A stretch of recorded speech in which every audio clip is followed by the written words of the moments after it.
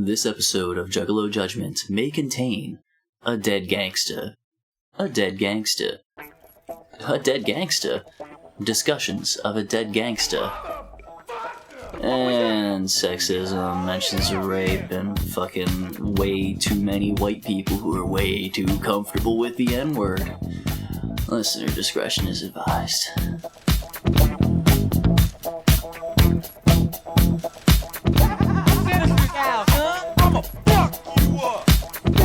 Good morning, good afternoon, good evening, Juggalos, Juggalettes, and those who don't identify as such. This is Juggalo Judgment, where two friends take time out of their busy schedules to sit down, listen to, and analyze music of the Juggalo variety. You're joined by your hosts, Mike and... Wait for it. Wait for it. Shmeev.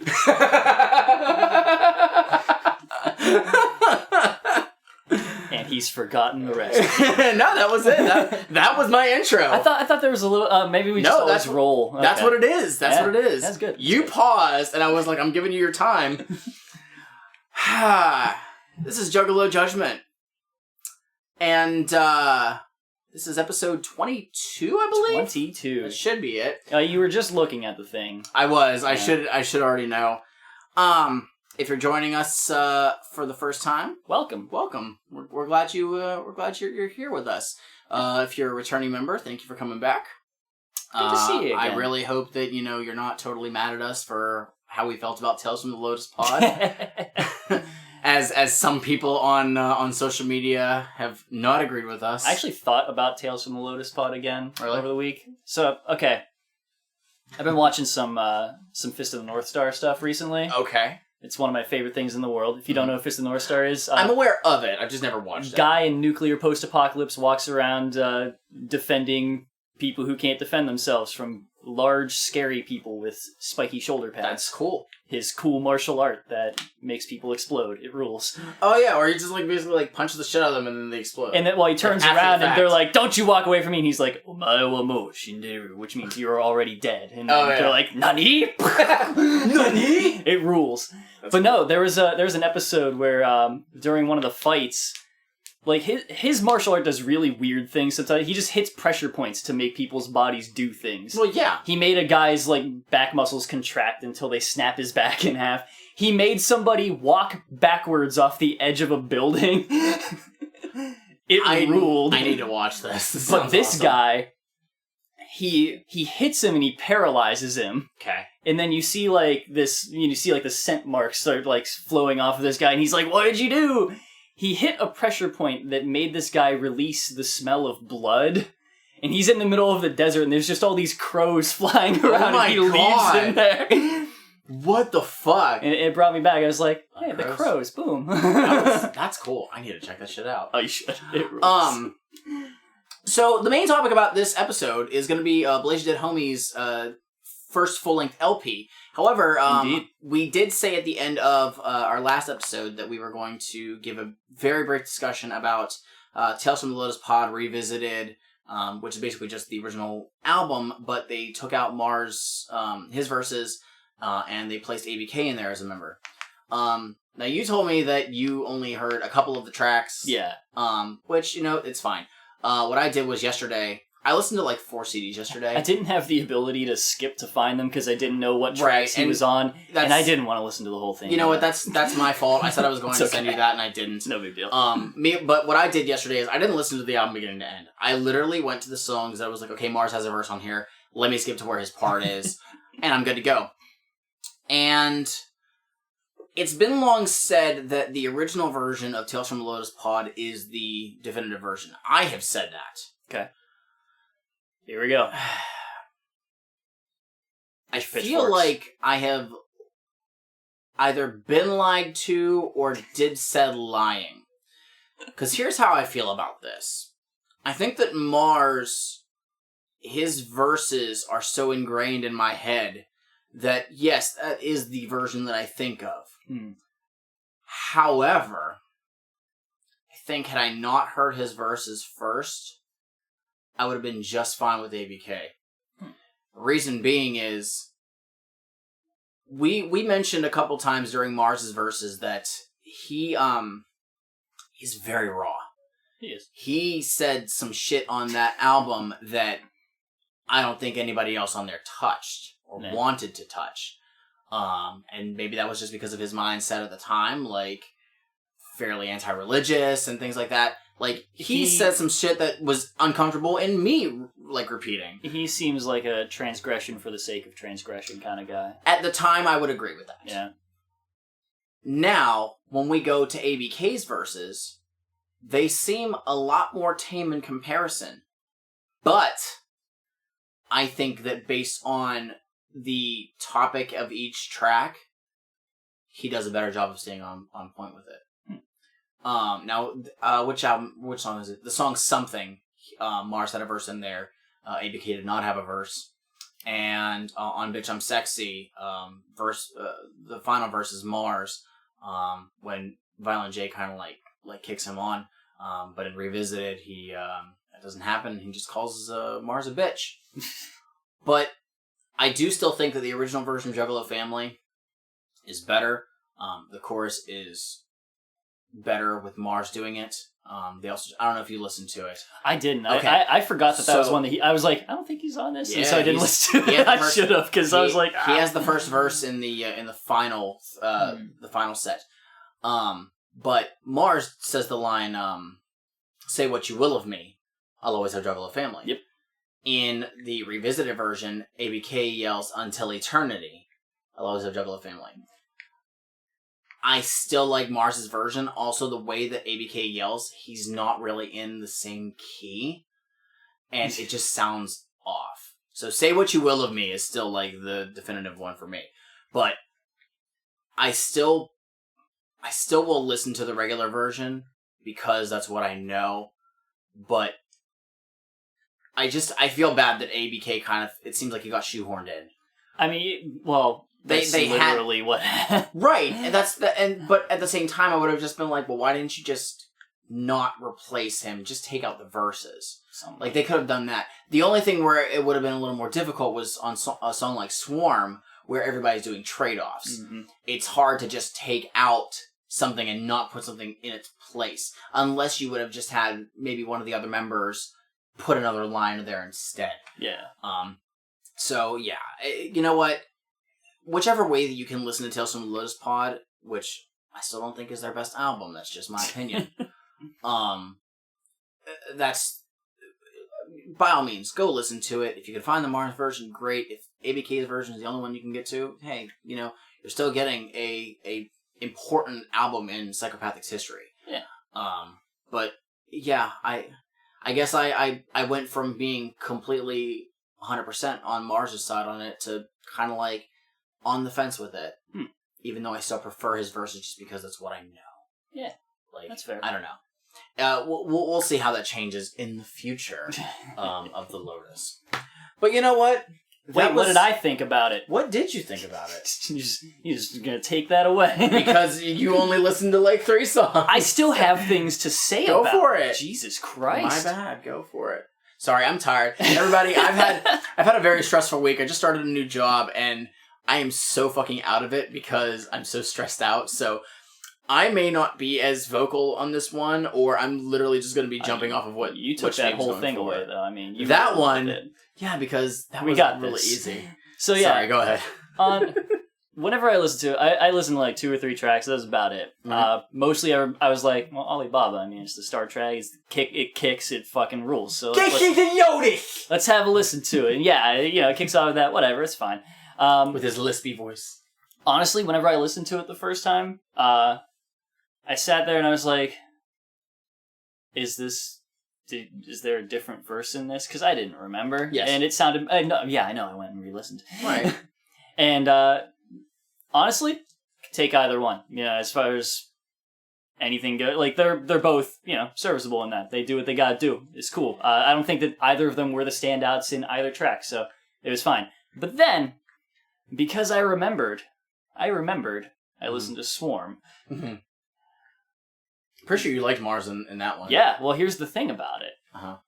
Nobody else in Psychopathic Records, in my opinion, is as technically proficient as Mars is in that track. Okay, yeah. I don't think anybody else can do what he done. And I mean, I don't think like he was doing anything like particularly. He was chopping it up pretty fucking good. Yeah, he was awesome. He was laying it down. It was a good track. Right. I'm not saying like he's like superhuman in it or something like that. Whatever. He's just. I think he is head and shoulders above them. Right. On a technical level. I agree. I don't think he's particularly like amazing or insightful in any way. Mm-hmm. Is the other part of it, because when thinking back to it, I was like, the real Dark Lotus, honestly, it was whatever. It was his diss track. Yeah, it was nothing on it to me. Yeah. I was like, whatever. it's one thing whenever you're saying like things his writing. His writing is whatever. You know, like he can do the thing that I basically say that Jamie Madrox and Monoxide do, where he just writes a lot of nothing that he can spit very well. And like, you know, that's what he good at. And Anybody Killa, I think most of my Anybody Killa opinions come from the album that we're covering today. Right. Because I heard more of him here. Right. Because prior to that, you only heard him on basically Where It's Going Down. He can get into things sometimes, but all in all, I feel like he's kind of another bog standard psychopathic member. I think at this point, like for Tales from the Lotus Pod, we didn't have an identity for ABK yet, and that's kind of why it might feel that way. Another criticism that I could point out is Mars has a very like, I want to say unique voice, but I mean it's deep, it's gravelly. ABK is the complete opposite.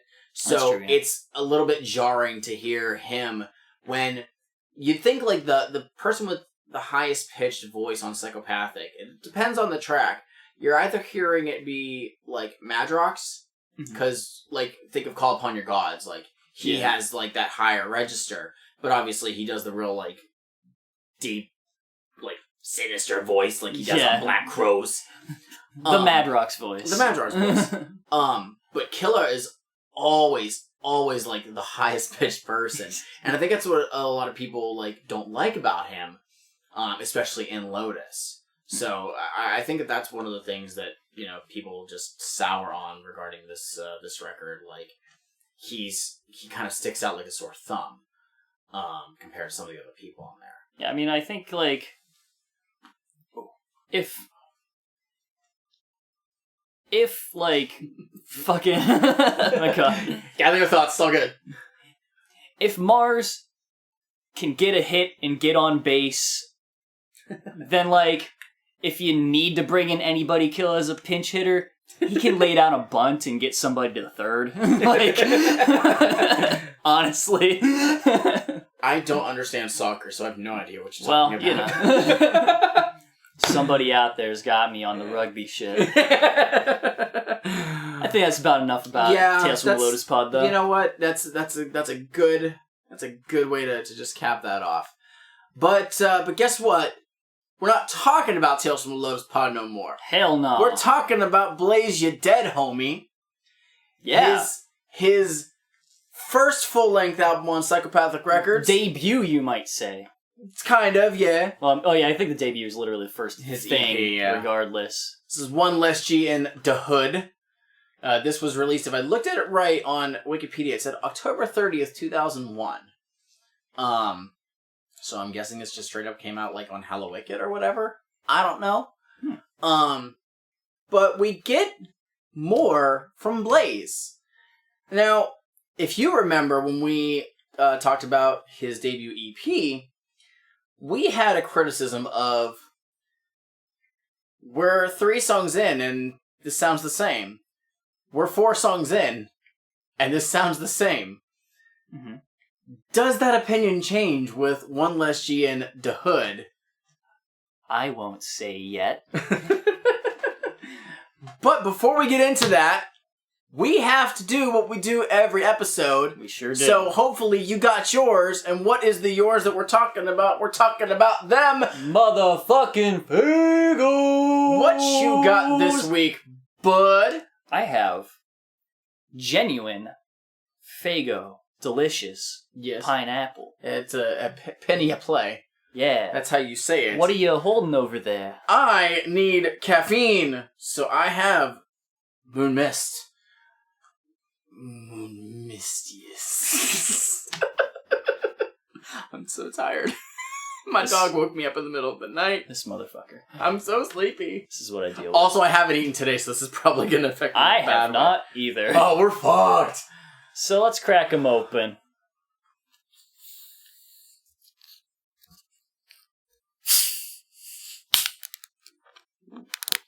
Nice ASMR. It's what people really listen for. They tune out immediately. Oh yeah. We should just put timestamps for when we crack open We the really should. Alright then. Let's get into it. Let us get that music Oh up. my god, I didn't You even didn't have even it get prepared. queued. Look, we were doing another thing. That I is had true. to look at stuff. Oh, no, you passed it. Oh yeah, it's one. One. So we're going to start off with the first track. This is The Eulogy. And has... What's this right here? It's the spoken word! That sounds like it. That means that we can talk over it! They talking, so we gonna talk. As apparently that's the rule that I've imposed on this. I mean, why the hell not? Yeah. So, The Eulogy, this is... Do you know who this is?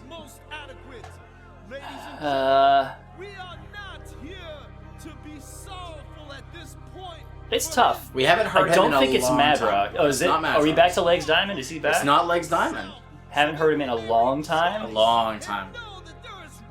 I can't even think. Wait.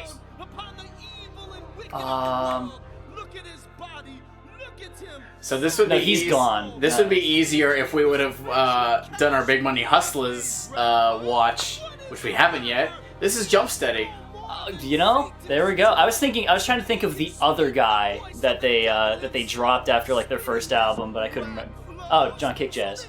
I was like, but no, they're done with him. Yeah, no.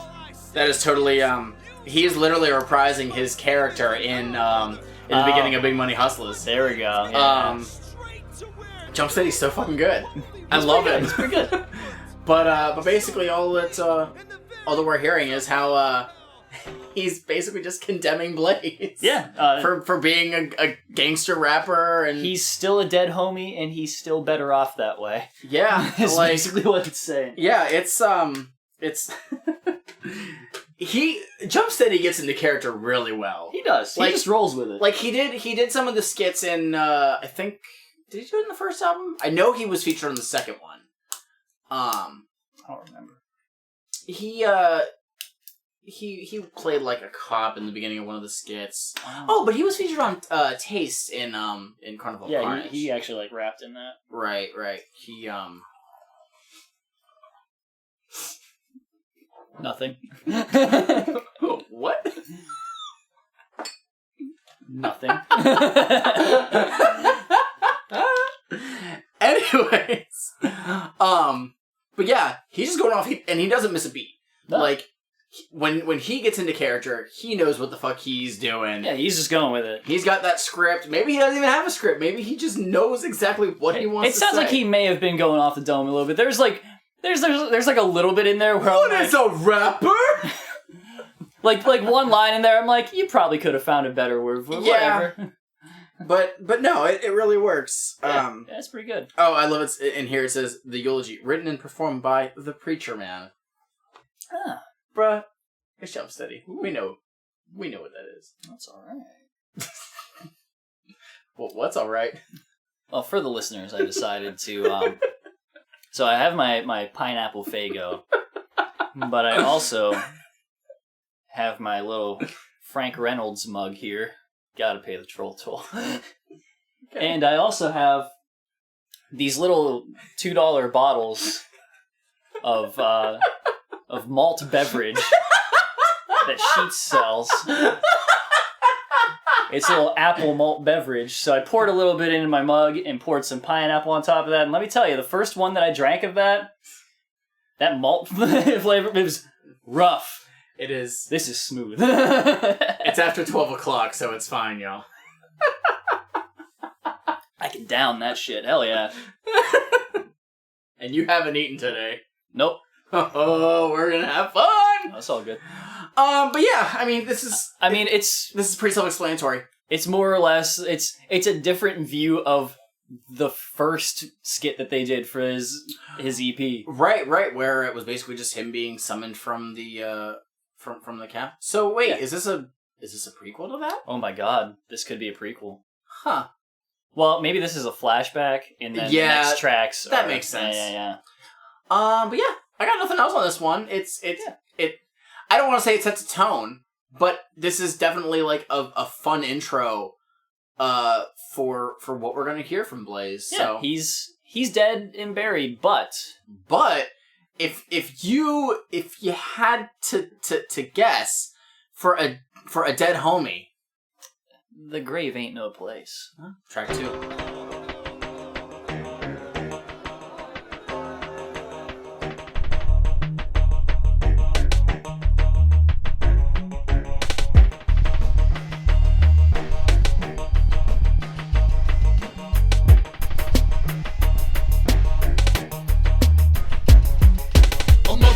Recognize a thug mashing hard straight out the plot of my cemetery yard. Buried so long, nobody gave a shit. Blood and tears embedded in my casket. Men surrounded, old folks everywhere. Smell the dry piss, cover the air. When I heard the voices say arise from the grave, I quickly dug myself out and went to find a 12-gauge shotgun, double barrel, sawed off, broken safety. Bullets to the target. If you test me, psycho thug, blasting out of control. Spent too many fucking years deep in the hole, but still I'm a killer, fiending for the streets, slanging rocks on the 9-to-5 All that change, now the maggots from my face. I'm back from the dead to give your ass a taste. The pain ain't no place for a psycho thug killer. Hustler on the street, neighborhood drug dealer. The grave ain't no place, that should be out massive. Never going back to my motherfucking casket. The pain ain't no place for a psycho thug killer. Hustler on the street, neighborhood drug dealer. Alright, that's Grave Ain't No Place. It is featuring Anybody Killer and Monoxide. Technically, it's twisted because Jamie does have a line in the chorus, but I mean, well, that doesn't really count. But Monoxide has a verse. Yeah, right. So right off the bat, something that gets that is an immediate standout compared to the EP. What do we have in that instrumental? Oh, we got some fucking rock shit going on. We got some heavy guitars in there. Mm-hmm. And I remember whenever I first got this album. Now, mind you, we're doing the original version of One Less G in the Hood. Yeah, whenever I was looking up lyrics, and I was like, there are way more tracks than what I have here. Right. So here's the thing. We'll talk about this now. Yeah. One Less G did get re-released in 2006 as the Deluxe G edition. That's the version that I first got. And I got that in like 2007, I think, something like that. I got that like after my birthday. It was like, oh hey, I'll buy anything that has a Hatchet Man on it, because I was like at the point where I wanted to get more music, and so they actually change up like how the track listing goes, because that CD combines songs from the EP and this CD, but also removes songs, which is fucking annoying. Interesting. Yeah, which is why, like, anytime I see this album, this version, I grab this one. And the reason we're not talking about the Deluxe G edition is because there are songs that came out after this one from other stuff. We may talk about them in the future, but we're gonna run into the tracks anyway.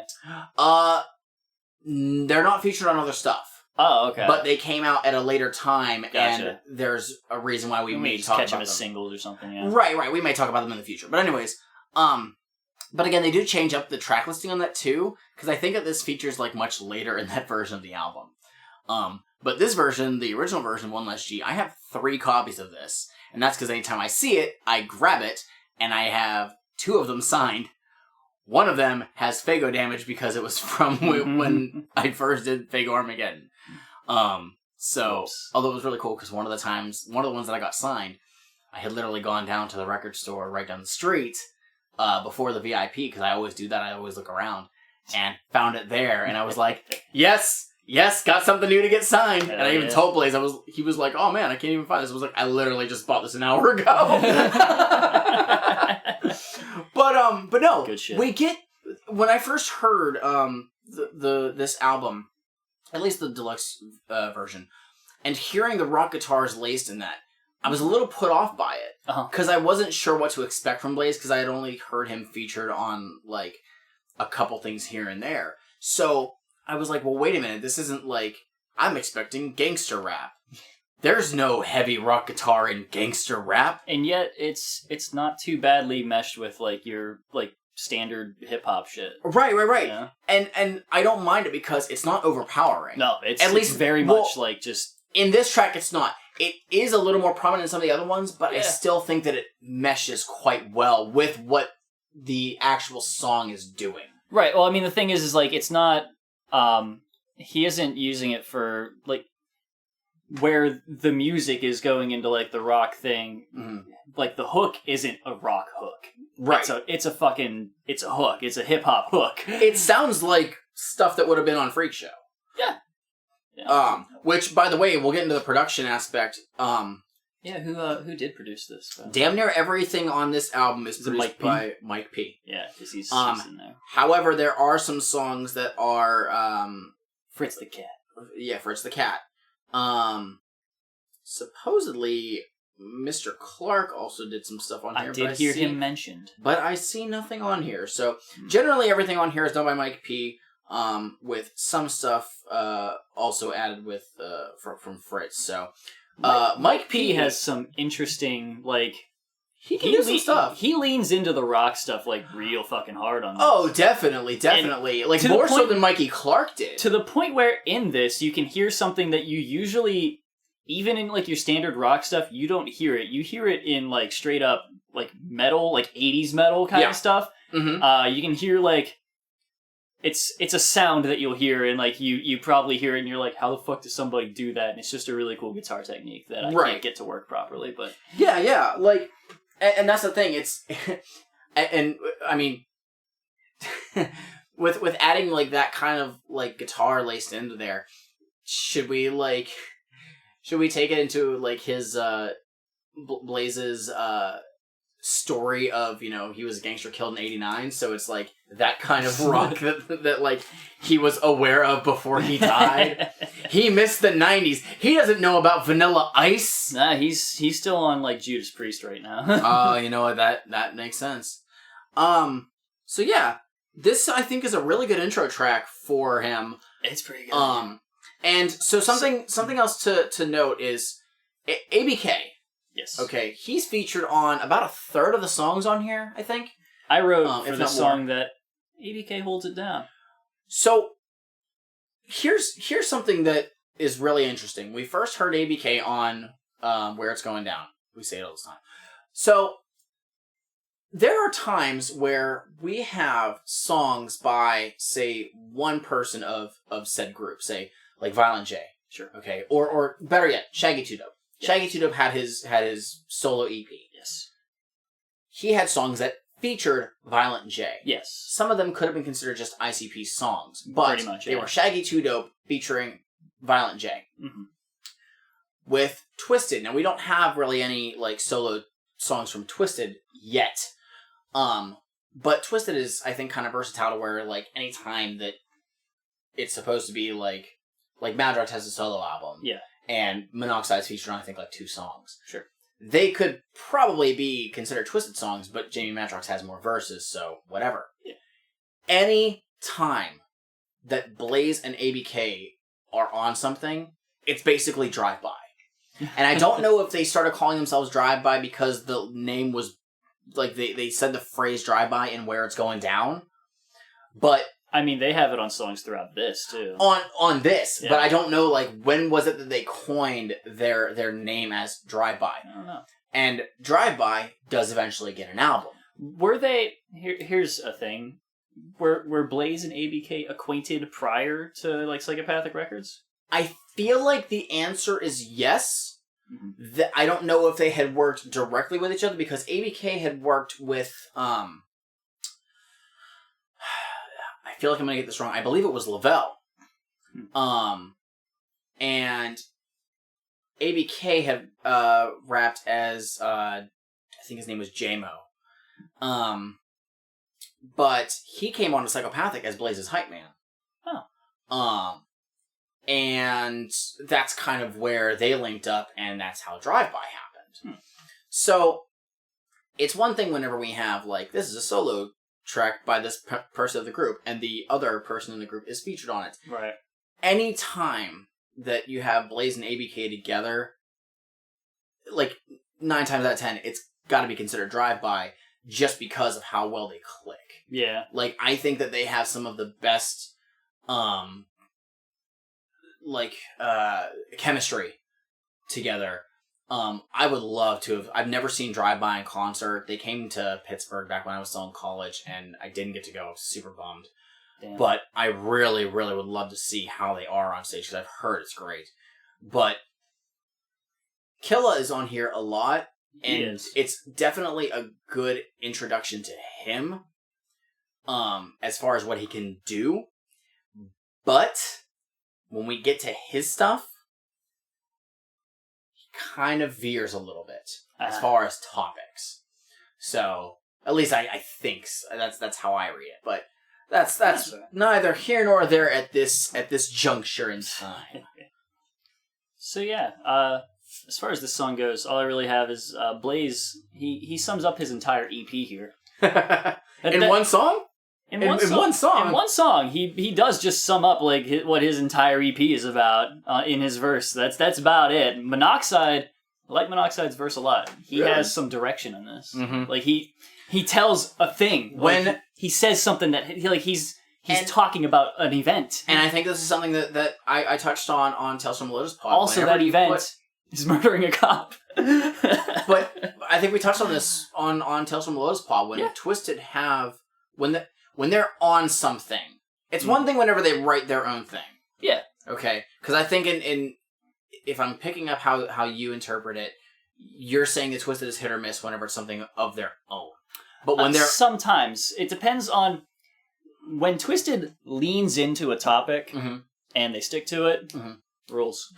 And that's what I'm saying is whenever they're on someone else's stuff. Sometimes. When they already have that clear direction... Yeah. They are able to bring out the best in that. They have a better shot, yeah. Okay, so that's the thing. So that's why I can see why you're enjoying Monoxide's verse here. It's a good verse. So yeah, I got nothing else on this one. Yeah. It's definitely a good intro track for Blaze. I mean, if you didn't know, it might have been better if it was strictly a solo track and maybe not have Killa and Monoxide on it. Like, if they would have switched it with track 3, that might have been a decent opening. Maybe. But... I'm going to say something, but I'm going to say it later. Okay. About that, well, we'll get to it. We'll get to it. And I'm just going to say, forgive me in advance. Is this something I'm going to be mad about? Oh, we'll see. All right. Well, let's move right along. This is track 3. This is The Casket. In the casket, bury 6 feet deep. In the casket, bury 6 feet deep. In the casket, bury 6 feet deep. In the casket, bury 6 feet deep. Do you wanna know about the box? A casket with padlocks, broken off the hinge, bitch, see the cock buried in the earth and forgotten about. Feeling good like a motherfucker. First day out, took air in my lungs. Been a while since I did so. Smoke me a blunt, fuck a hood, rat hole. Kill a couple niggas, smack a couple bitches. Run them motherfuckers for they whips and they riches. Ain't shit changed but the month and year. Broke motherfuckers round, tip for squares and beer. Bitch scatter on the street when the dead man arrives. Real motherfucking killers never gon' die. In the casket, bury 6 feet deep. In the casket, bury 6 feet deep. In the casket, bury 6 feet deep. In the casket, bury 6 feet deep. Oh, that drum set. It's good. I love it. Fucking love it. It's got a good pop on that snare. So, fun fact about this song. Okay. This instrumental is reused. Oh. There is a Hallowicked track called Children of the Wasteland that features ABK on it. And it uses the exact same instrumental and the exact same chorus. That's... Okay, let me interrupt you real quick. Okay. That's amazing. To this day, as far as Hallowicked tracks that I have heard, it's the best fucking beat put behind a fucking Hallowicked track. My thing is I can't tell which one was made first. It looks like the Hello Wicked track was in 2001. Which, if that's the case, this would have come out on the same day or the day after, whatever the fuck. So I cannot tell, when, if Casket was made first or Children of the Wasteland.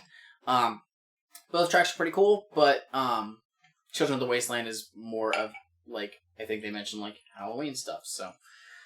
That's why it's Hello Wicked. Yeah. But, I mean, this track is pretty self-explanatory. Yeah. He's literally talking about how he's not in the casket anymore. Did y'all know Blaze? He's dead. Here's a little tip that you may not have known about your boy Blaze, your dead homie. He is, in fact, fucking dead. Is he also your homie? My dead one. Oh, well... Who you dead? Who? He is still talking about who he be. He is still dropping M-bombs, and let me tell you, they're everywhere. Yeah. This album, oh boy, but so that's a damn good fucking beat. It's a damn good beat. It's so fun. So Blaze is one of the artists that whenever he performs some of these songs now, I am pretty sure he does not drop the N-bomb on those songs. That's anymore. gross. So that's really cool. Character development. Yeah. And I think I mentioned before about that time I made a Reddit post of asking people what their unpopular opinions regarding like Psychopathic was. Yeah.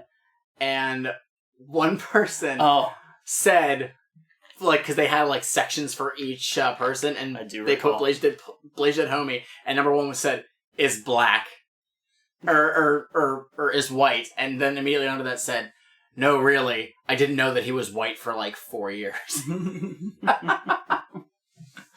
Like, and I mean, he looks like a white. If you're looking at this, this here thing. Granted, he does put on the face paint. He does put on white face paint. But he is in fact a white. I mean, listening to it, how would you know? He's got an interesting voice, and I think it's just his register. Like, it's like how if you hear a voice and you're trying to picture what the person looks like without actually doing so. That's tough, man. 2 people do it to me, and it fucks me up all the time. And the person that I just started my new job who works with me, argued with me about this. And I'm like, no, you don't understand. I'm a white. I can't picture it. Ja Rule does not look like he should have the voice that he has. And DMX. They do not look like they should have the voices that they do. E40 does not, in fact, look like a cartoon character. And it kind of fucks me up. That's a little... That's up to interpretation. I have met E40s. So. Oh, really? Yeah. First Tech 9 show I ever went to. He was on that tour. Yeah. Was he cool? I have a picture with E40. What? Yes. I didn't know that. So here's the thing. Yeah, he was like the like pre-headliner. Is he a cool guy? He seemed really cool. That's cool. But I got a picture with him. Okay. It's nice, cool, do the thing. Then the girl I was dating at the time, she goes up with a picture. Oh, he got a smile on his face. God. Just because she had big boobs. He was all about that. Oh, yeah. He was about it. Jesus Christ. I'll next time I find those pictures, E40. I'll show them to you. It's funny, because I had actually I had the album of his that had Tell Me When to Go on it, and I brought it to get signed. So that was really cool. I had a signed album by E40. Well, then the girl that I was dating, like, her best friend from back home was, like, a huge E40 fan. Mm. And I was like, do you think he'd want it? She was like, yeah, probably. So I was like, here, he can have it. And apparently he was, like, super hyped again. And I was like, cool. You know who does talk about getting mistaken because of their voice? At one live show that I saw him at, MC Chris talked about that. Oh, definitely. MC Chris, I feel like he's like 14. He said he went to meet with people and they're like, you're supposed to be a little black girl. Like, that's That's what people said to him. That's funny. That's so funny.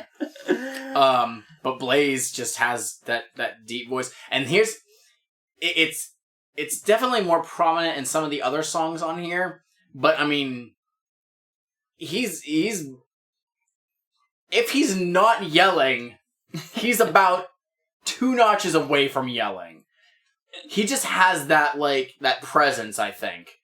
Yeah, I mean, he pushes his voice out. Yeah. He does not do that much anymore. No, it's not good for you. I don't think that he can. It takes a toll. Yeah. It's not a good thing to do. So, but then, I mean, whenever he stops yelling, he gets to flex some other talents of his. So, We'll see that in the future. Anything else on the casket? No, it's Blaze, you know? All right. Well, let's move on to... Whew. This is a good one. Track 4, Juggalo Anthem. Killers kick the anthem like this. Juggalos up in this bitch, up in this bitch. Killers kick the anthem like this. Juggalos up in this bitch. The hook goes that way only once. Recognize thug shit, pounding out the trumpets. Running with a motherfucking hatchet, you haters. Once a thug became a G. B to the L to the A-Z-E. Still dead, still don't give a fuck. Sporting all black khakis with the motherfucking cuffs up. Smoking hella trees, trying to make a couple G's. So a thug can't get back on his feet. Me mugging, steady thugging. And I'm trying to find the hood rats all about fucking. Still low out, all my dogs from the past, dead and smoked out. Still trying to come up on a lick for a fat ass ride so I can drop the top and parlay through the east side. Niggas kick the anthem like this. Juggalos off in this bitch. Off in this bitch. Niggas kick the anthem like this. Juggalos off in this bitch. Off in this bitch. Niggas kick the anthem like this. Juggalos off in this bitch. Off in this bitch. Niggas kick the anthem like this. Alright. Juggalo Anthem. You look like you had something you wanted to say. I remembered something because of my notes. Okay. And then I was like, I thought I wrote something different down for this. And I realized it was a different song, but I still have a question about this. I have a question for you. Okay. Because in the second verse, in Onward, it sounds like this song is aimed at somebody. So, I actually wrote a note regarding that. Okay. Well, first off, the biggest thing I think I want to take away from this song is this is Blaze's "We Don't Die." Like in terms of like clout. I mean, this is one of his biggest songs, if not the biggest song that he has done. It's the track. Yeah, people go nuts at fucking shows for it. It's a big deal. But I did hear a rumor that Madrox's verse was a diss. A long time ago, and yet I can't find any info on it. Jiggles, we know you're listening. Homie Jiggles, if you got something, hit us up on that. I would love to know. Our unofficial third member, you're our historian. Because like mostly I didn't look as closely as I just did right now. But I was like, because Blaze, he sounds like he could just generally be calling out posers or some shit. I mean, Jamie Madrox, though. I just saw this. Definitely this line. sounds like it's directed. He literally says, "You bite our shit, you can keep it. We don't want it back." And I'm like, "You're talking about somebody here." Now let's remember back on Blaze's EP, there was a song "Shit Talk Us," which Blaze and Twisted's verses were aimed at Misery, and I'm wondering if this was still another Misery diss. When was that? As in what that song? Shit Talk Us, yeah. That was 2000. That was only a year ago. I mean, shit, they could still be done. I mean, there might have still been issues. If it had happened at the Gathering 2001, it's very possible. They may have been written in the same sort of area. Like they could have had them like written and just not put like anything else to them and just had like picked it up for this album or something. It's possible. I mean, you got to remember after Blaze's EP dropped, Violent J was going to drop Blaze. Yeah, because it didn't perform well. And Twisted was like, if you drop him, we leave. And Jay was like, all right, we'll give him another chance. And that's why they came up with this album. And then on this album, on several tracks, Jay he's suddenly like Blaze hype man. Right. Some of the tracks on it. And we have Jay introducing this. Yeah. Chorus. Oh, that chorus goes good. Got Monoxide on the chorus. Doing two separate things. He has the main phrase that you hear. What phrase? Basically the same thing that Violent J was doing in the beginning. But instead of killers, he was dropping the N-bomb. But there's also a phrase in the background. That I tend to yell whenever I'm at shows. I forgot what it was. I remembered it and I forgot it. If I get it right, it's where my thug's at, where my killer's at. There it is. And I just really love hearing that, and I will yell that part at concerts while everybody else is doing the rest of it. Like, no, I can hear! I know what's being said! But everyone just does really well on this one. Blaze, this one does a little bit more of the rehashing from, like, Grave Ain't No Place. Yeah. As far as, like, this is what he do. But for some reason, it just, I don't know, it clicks really well. The instrumental rides well. Madrox sounds fucking murderous on it. Like, it's good. Yeah, it's a really well put together track. Like, it sounds really fucking good. It's clean. It's the hook stuff, like, it is a good hook. Like the fact that they obviously we have that heavy guitar in the chorus, and then they lace it through Madrox's verse too. A little bit. This album does the thing that I think you wanted from Freak Show, in that in a lot of the songs you have distinct differences in how the instrumentals will flow based on, you know, choruses and verses. And there's a decent amount of like some. I'm just gonna say it now. Variety. Okay. Here we go. Here we go. Was this the thing that you were gonna hold off on? I mean, I was gonna hold part of this almost until the very end. If you want to hold off until then, we can. I'll hold off until the very end. Okay, we'll hold off. No, I mean there is some good like diversity in sounds in this album in general. Like I think part of it is going to be that like who produced Blaze's EP? That was primarily Fritz. Fritz? Okay. Yes, the same person who did Freak Show. Right. Okay. I don't know how long Fritz the Cat was doing stuff before then. How long has he been around? From what I understand, he was doing stuff like way back. Like he was doing stuff out of if I'm getting it right, it seems like he was also one of the people who worked at that place that Twisted got Most Tasteless out of. Sumner's. Yeah, but that was the guy who produced Most Tasteless. Yeah. So I don't know if Fritz worked out of there as well, or if they just linked up with him somewhere else. I don't know. But clearly, like, Twisted was not his first foray into things. Right. The feeling that I get, though, is that he wasn't as, like, comfortable in the style that they wanted from him starting out. Right, okay. And clearly, like, I think he definitely, you know, he definitely, like, got more attuned to that. Yeah. For like some of the stuff in Freak Show was really fucking good. Like he did some really good work on Dark Lotus. I think Mike P is just fucking in it. He is. This is his shit. This is his wheelhouse. And he can roll out he can just sit there and be like, all right, I'm just gonna put out a bunch of tracks for you and stuff, and they're all going to have that sound. Right. But you would never hear one and just be like, I'm just listening to the same song 5 times. No, you're listening to 5 different songs. Yeah, definitely. Like, look at, like... And I don't know if he, like, because again, I don't know how they work with producers, because, you know, you have producers who will work with the artist and be like work directly with them while they're doing stuff and be like, no, do it like this. And make them get that sound that they want out of them. That might be a thing that's happening here, because these tracks he makes them so distinct. Yes. And some producers are so good in determining, okay, based on the music that I've heard before, I understand the style that you are going for. Right. The biggest one, probably one of my favorite producers ever, is Seven.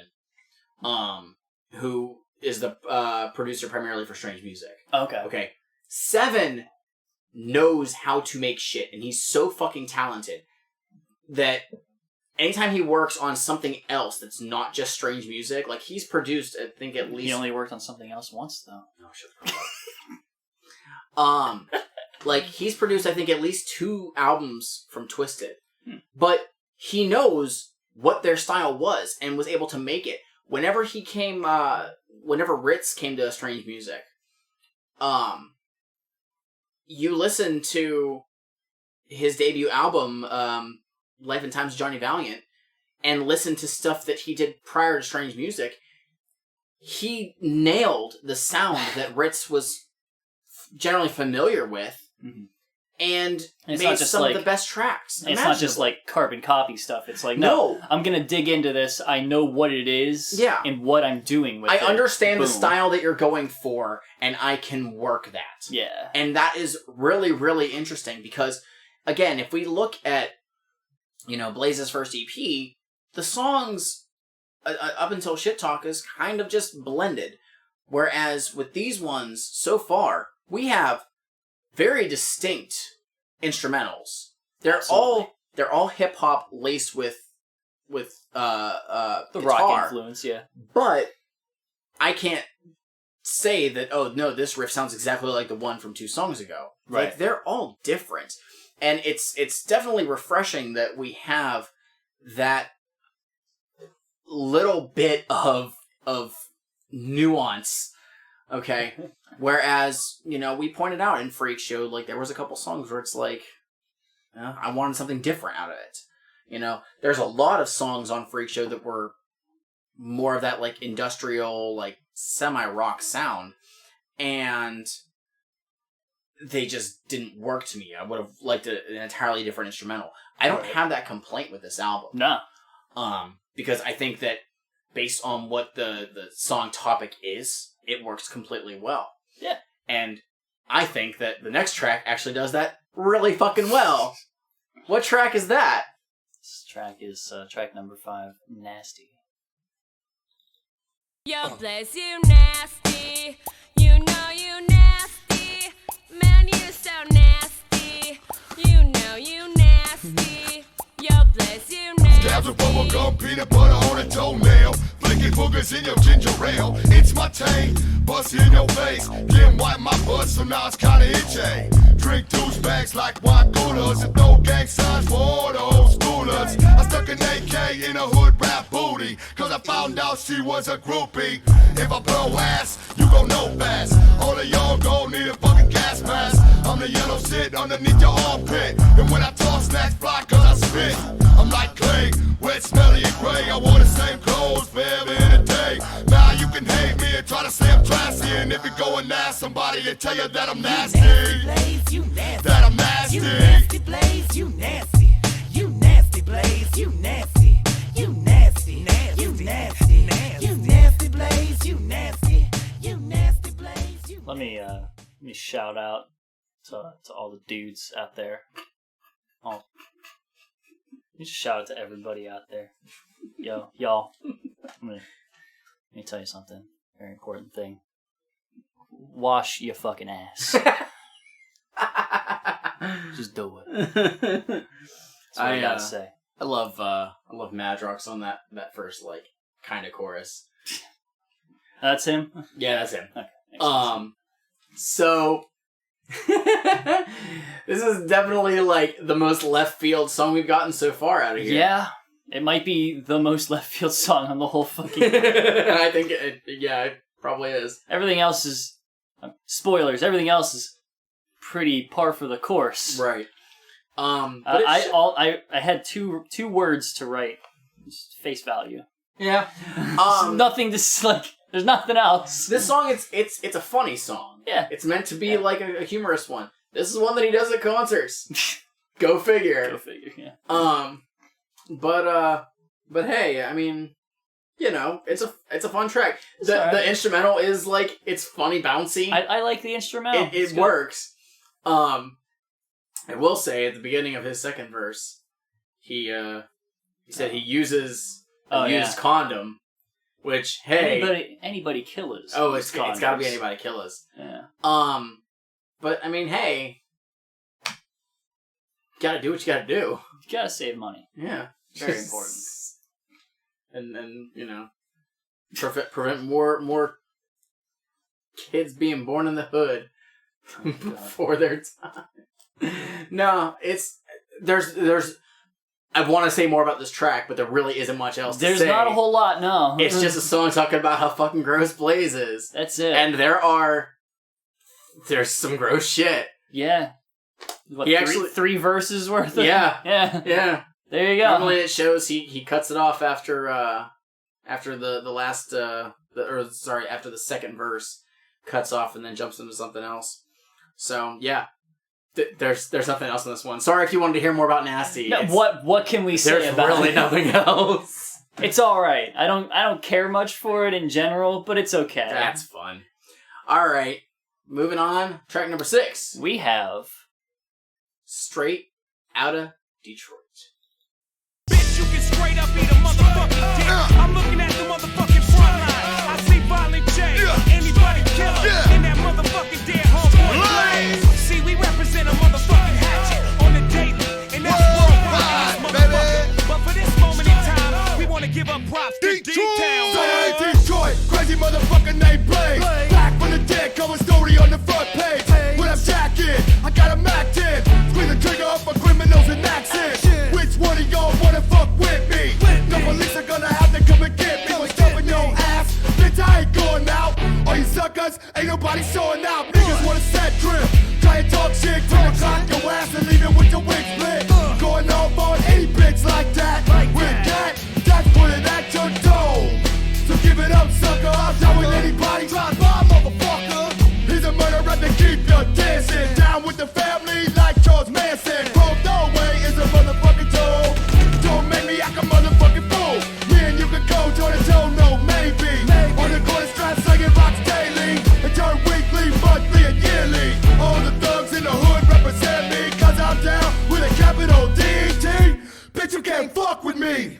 When I'm in your neighborhood, you better duck. Your dead homie still crazy as fuck. Mashing on your bitches, I think you get the point. East side, motherfucker, coming straight out of Detroit. Alright. Going So we off. have semi cover. Yeah. So I'm gonna make a bit of a confession here. Alright. Prior to this, never really heard Straight Outta Compton. I heard some of it. Wow. Heard bits and pieces. I never sat down and just listened to the whole fucking thing. I mean, you know, Ice Cube's part of the very beginning. That's about it, yeah. which But no, I is what actually Blaze was doing. I went and listened to it. Uh-huh. This is, like, they don't take it line for line. Oh, no, they adjust stuff. But they hit specific lines throughout it that they pull from the original throughout it, which I didn't expect, honestly. So I can't remember because I haven't listened to Straight Outta Compton in a while. Obviously, Blaze is Ice Cube. Ice Cube. ABK, I think is Shit. Is that Eazy-E? No, Or- Eazy-E's like the last one. it's Ren. Ren, It's MC yeah. Ren. And then Jay is Dr. Dre. Or no, Eazy-E. Shit, that's Eazy-E. It's fucking Fuck. Eazy-E. God damn. Just said it. My bad. God, I'm so fucking stupid. I'm just gonna have all the old schoolers like pissed off at me now. Oh, they're gonna fucking murder me. But fun fact: if you go onto my personal Instagram, which is linked on our Juggalo Judgment one, I do car karaoke because I get bored in the car, and it took me like 4 tries to do all of Violent J's verse,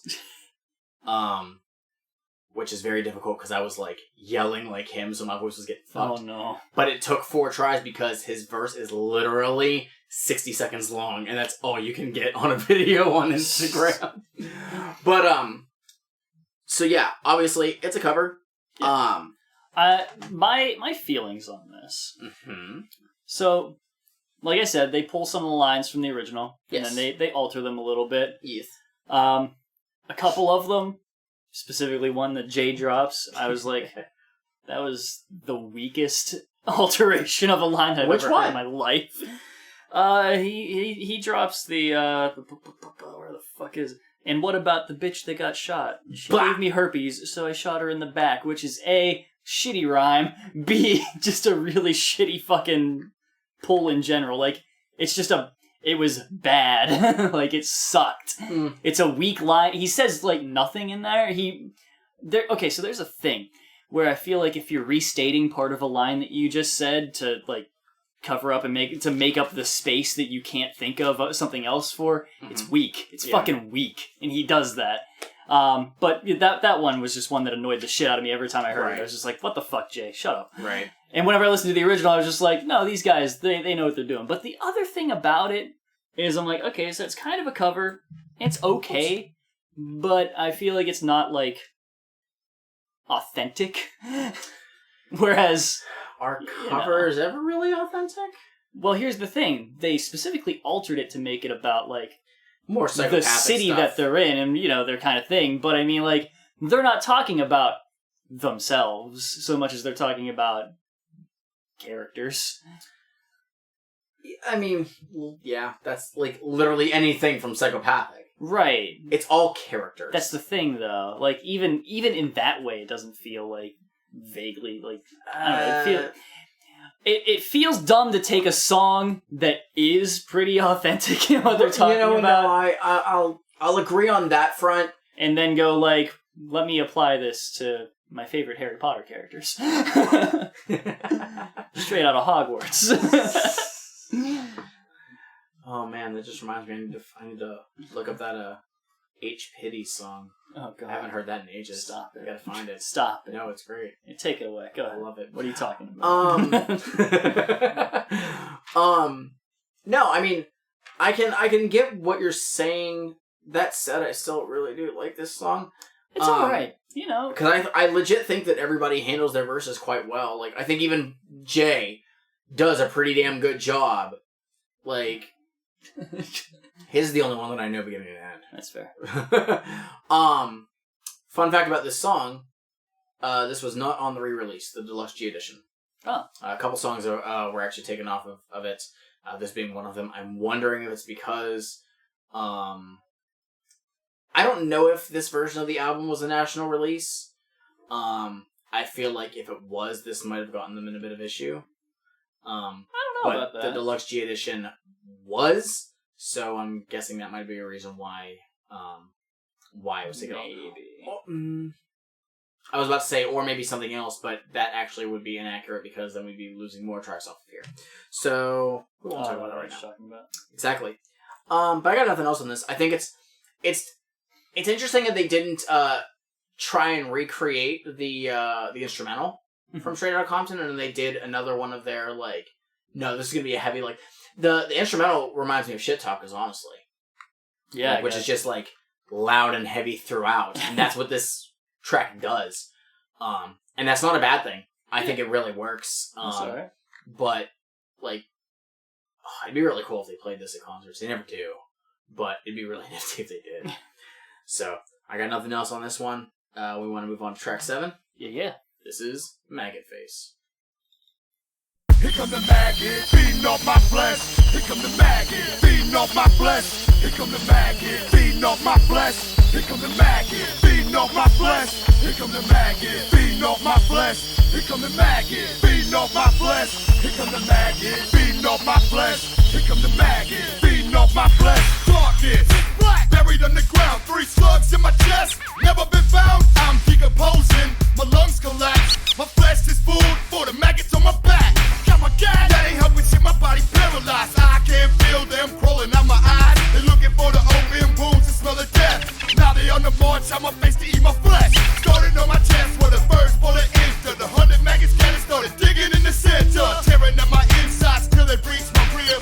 Then one of them hotted back to the crib. They all by one on my chest. They headed on back to my face to rest. The trip to my head was like a race. They all made it though, and that's why I got a maggot face.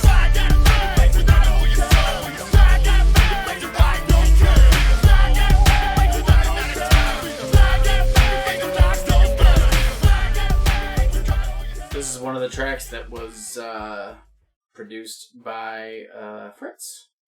You see, guys, he is, he's dead, is the thing.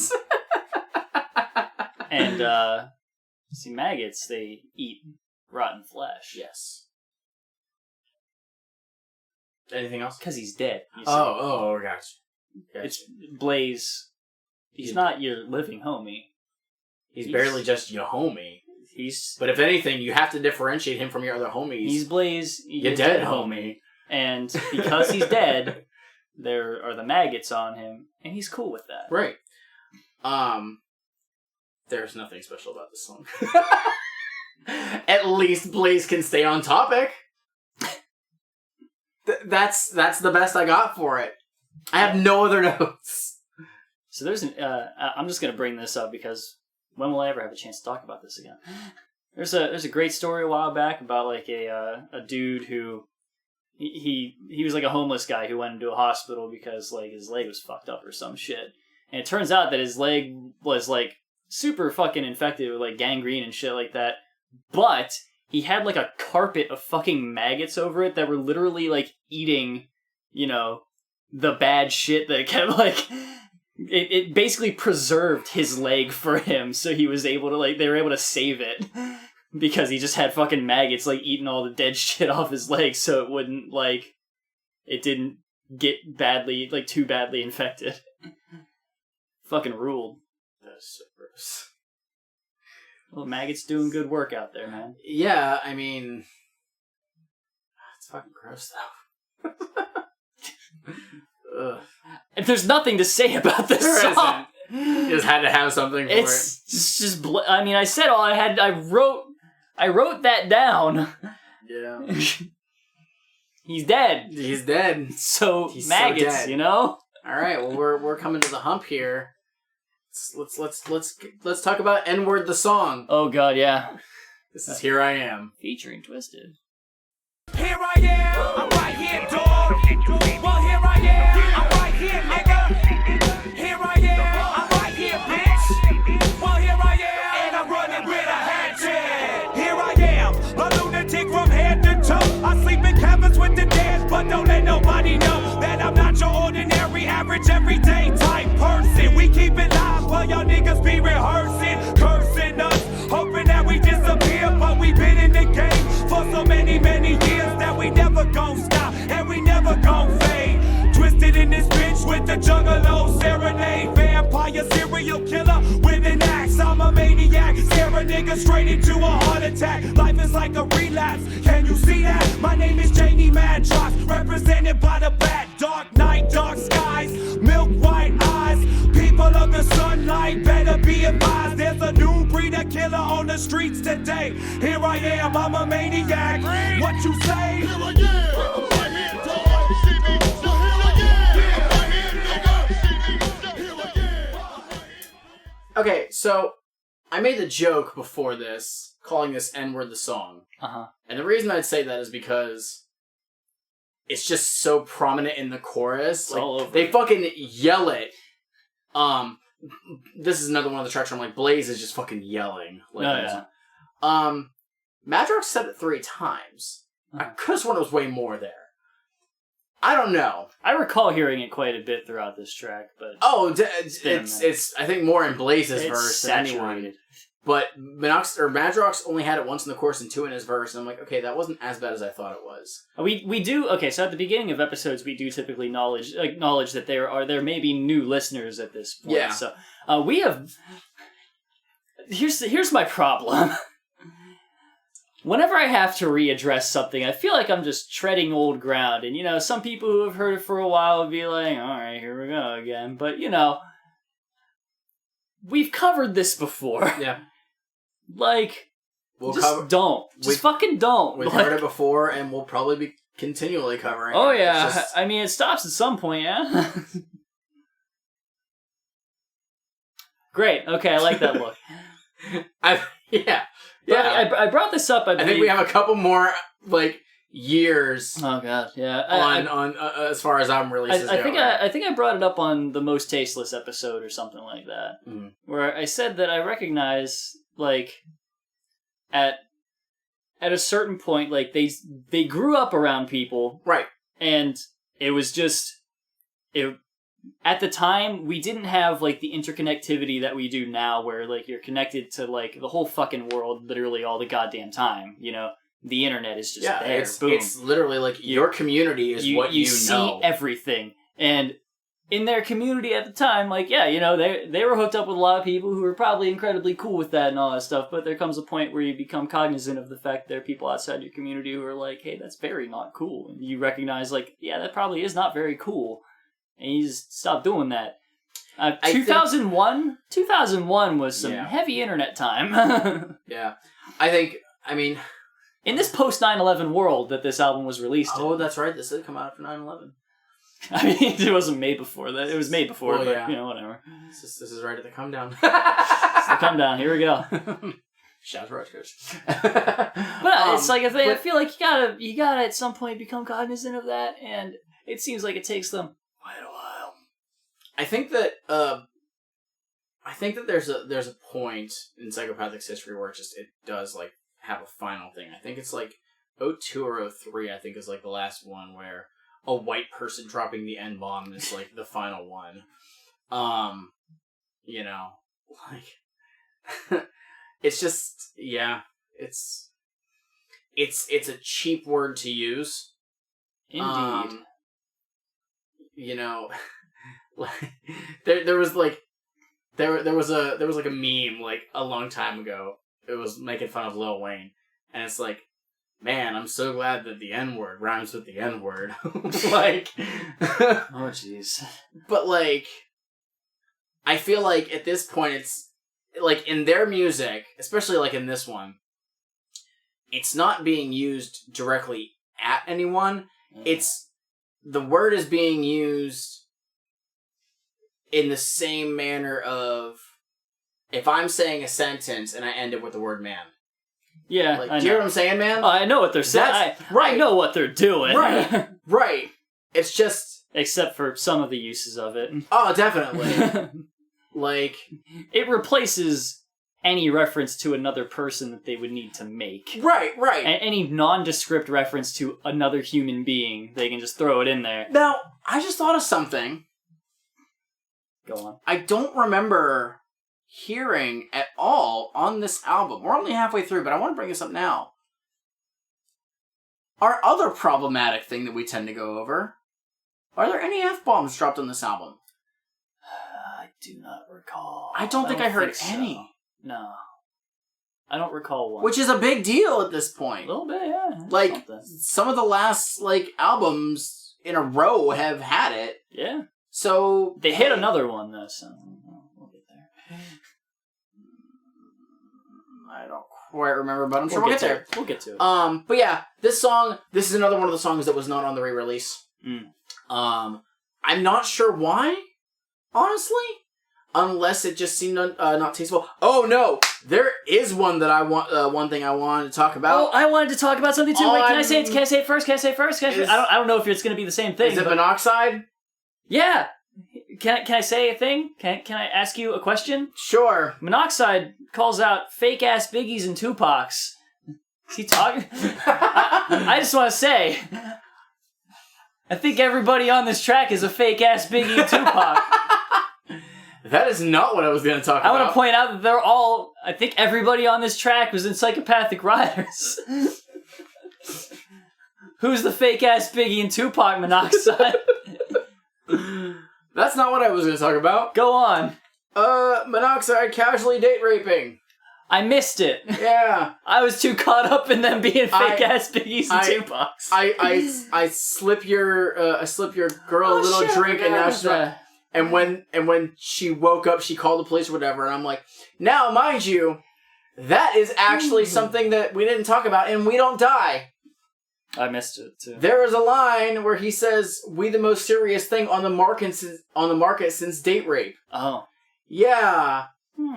That's a line that just gets kind of, like, thrown under. It's not cool. Don't fucking do it. No means no. Don't fucking do it. Don't be fucking assholes. Well, on that subject, let's move on to the next song. What's the next song? Hood Rats. Yeah, so it's like, Blaze had told me that you was, one of them hood rats, and that I could get my dick sucked.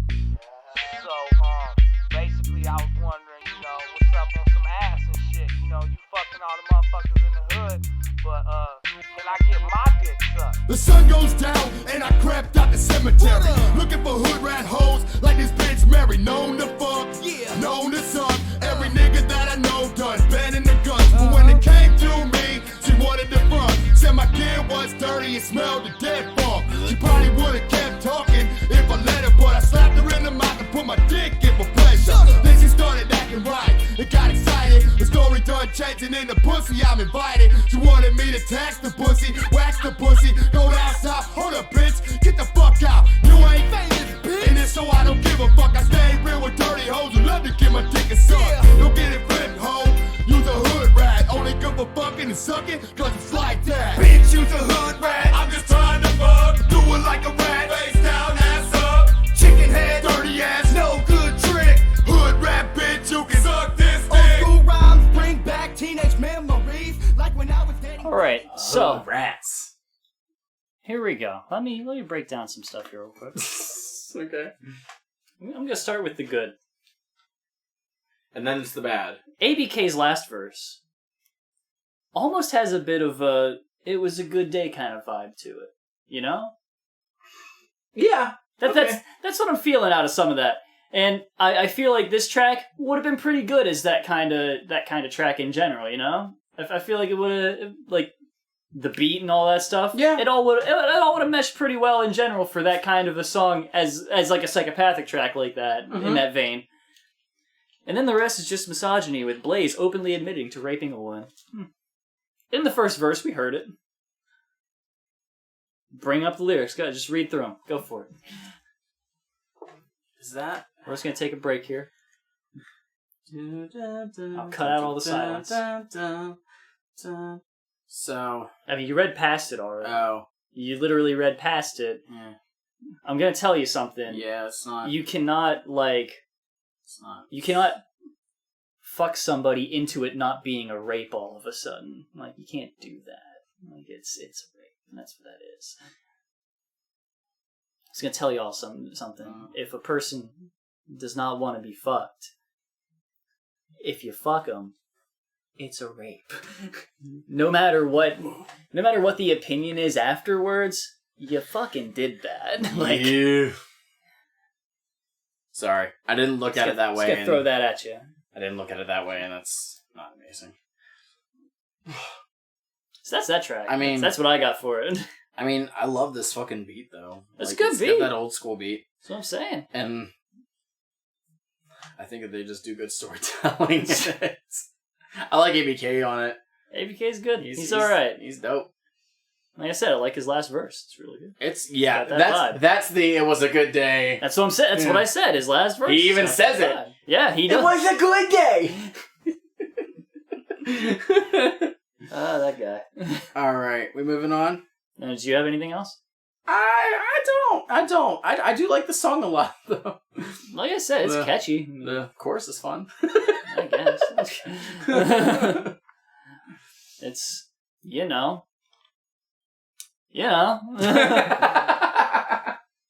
All right. It would have been the best track on Carnival of Carnage. How'd we end up back there again?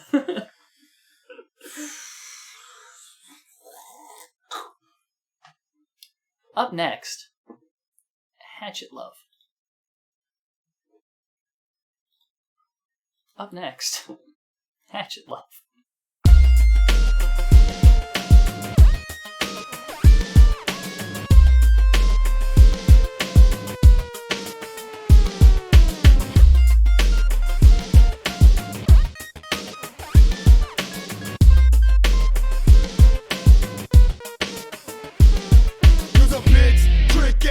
Motherfucker, tight bitch, sleeping with the enemy, sucker. Don't let me catch you slipping in the darkness. We ain't friends, a nigga ain't forgot shit. You still a bitch, fuck your homeboys too. Got a slug for every motherfucker in your crew. Bitch, you ain't hard, your crew ain't shit. Take my dick out your mouth when you speaking this shit. When the shotgun blast, motherfucker hard off. Ain't no escaping the motherfucker sawed off. 12 gauge bullet spray and an ambulance. Bitch, come to take your body away, you still a bitch. Riding to the hospital, keep looking for the doctor to wire your jaw. You'll be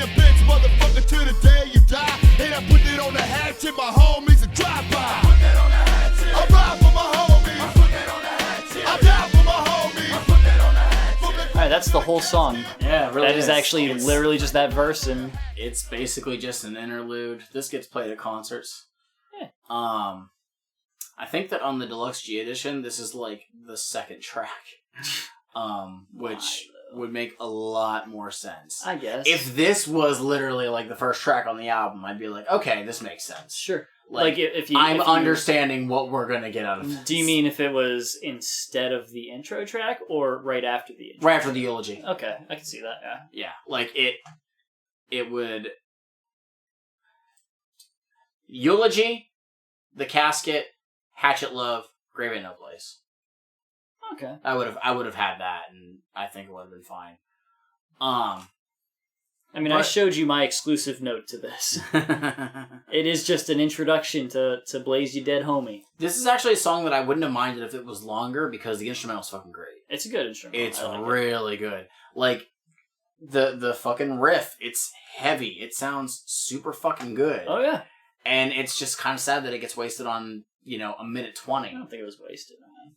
It could have been longer. Yeah. It would have been more fun. I think. I don't know. I mean, it's something that we got the gist of that one verse, so it would have had to have been a different... It couldn't have been expanding on that verse. It would have to be make a new song. Well, remember that thing that I said I was just going to bring up later? Are we doing it now? No, we're going to do it after this next track. Oh, okay. Do you have anything else to go? I think I'm... Do you have anything else? No. All right. Because I got something on that. So we're next going to one, go into too. the next track. This is Saturday Afternoon.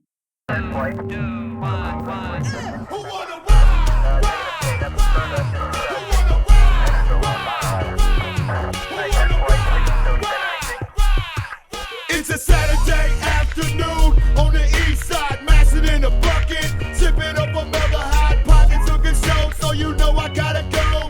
Pulling to 11 on the neighborhood stove, mashed on the gas till I hit the pavement, jumped out the bucket, headed straight in, told the fucking clerk put the money on the table. I'm a lunatic and my mind is unstable, it's stolen like a bitch, trying to stop the hit, shaking like a twig, so you know I dumped the clip. 16 shots, stuck his body on the floor. Break the register, grab the money, and I broke. Out the fucking back door, straight to the bucket. Put the money in, stuck around, and I punch it. Beat from the hood, straight shots in the daylight. A normal Saturday for Blaze on the east side. Every Saturday afternoon, I go robbing these bitches and hoes. Every Saturday afternoon, I go robbing these bitches and hoes. Headed on back to the crib to count my dollars. Alright, that was I Go to Work Part 2. I mean, Saturday afternoon. Whew.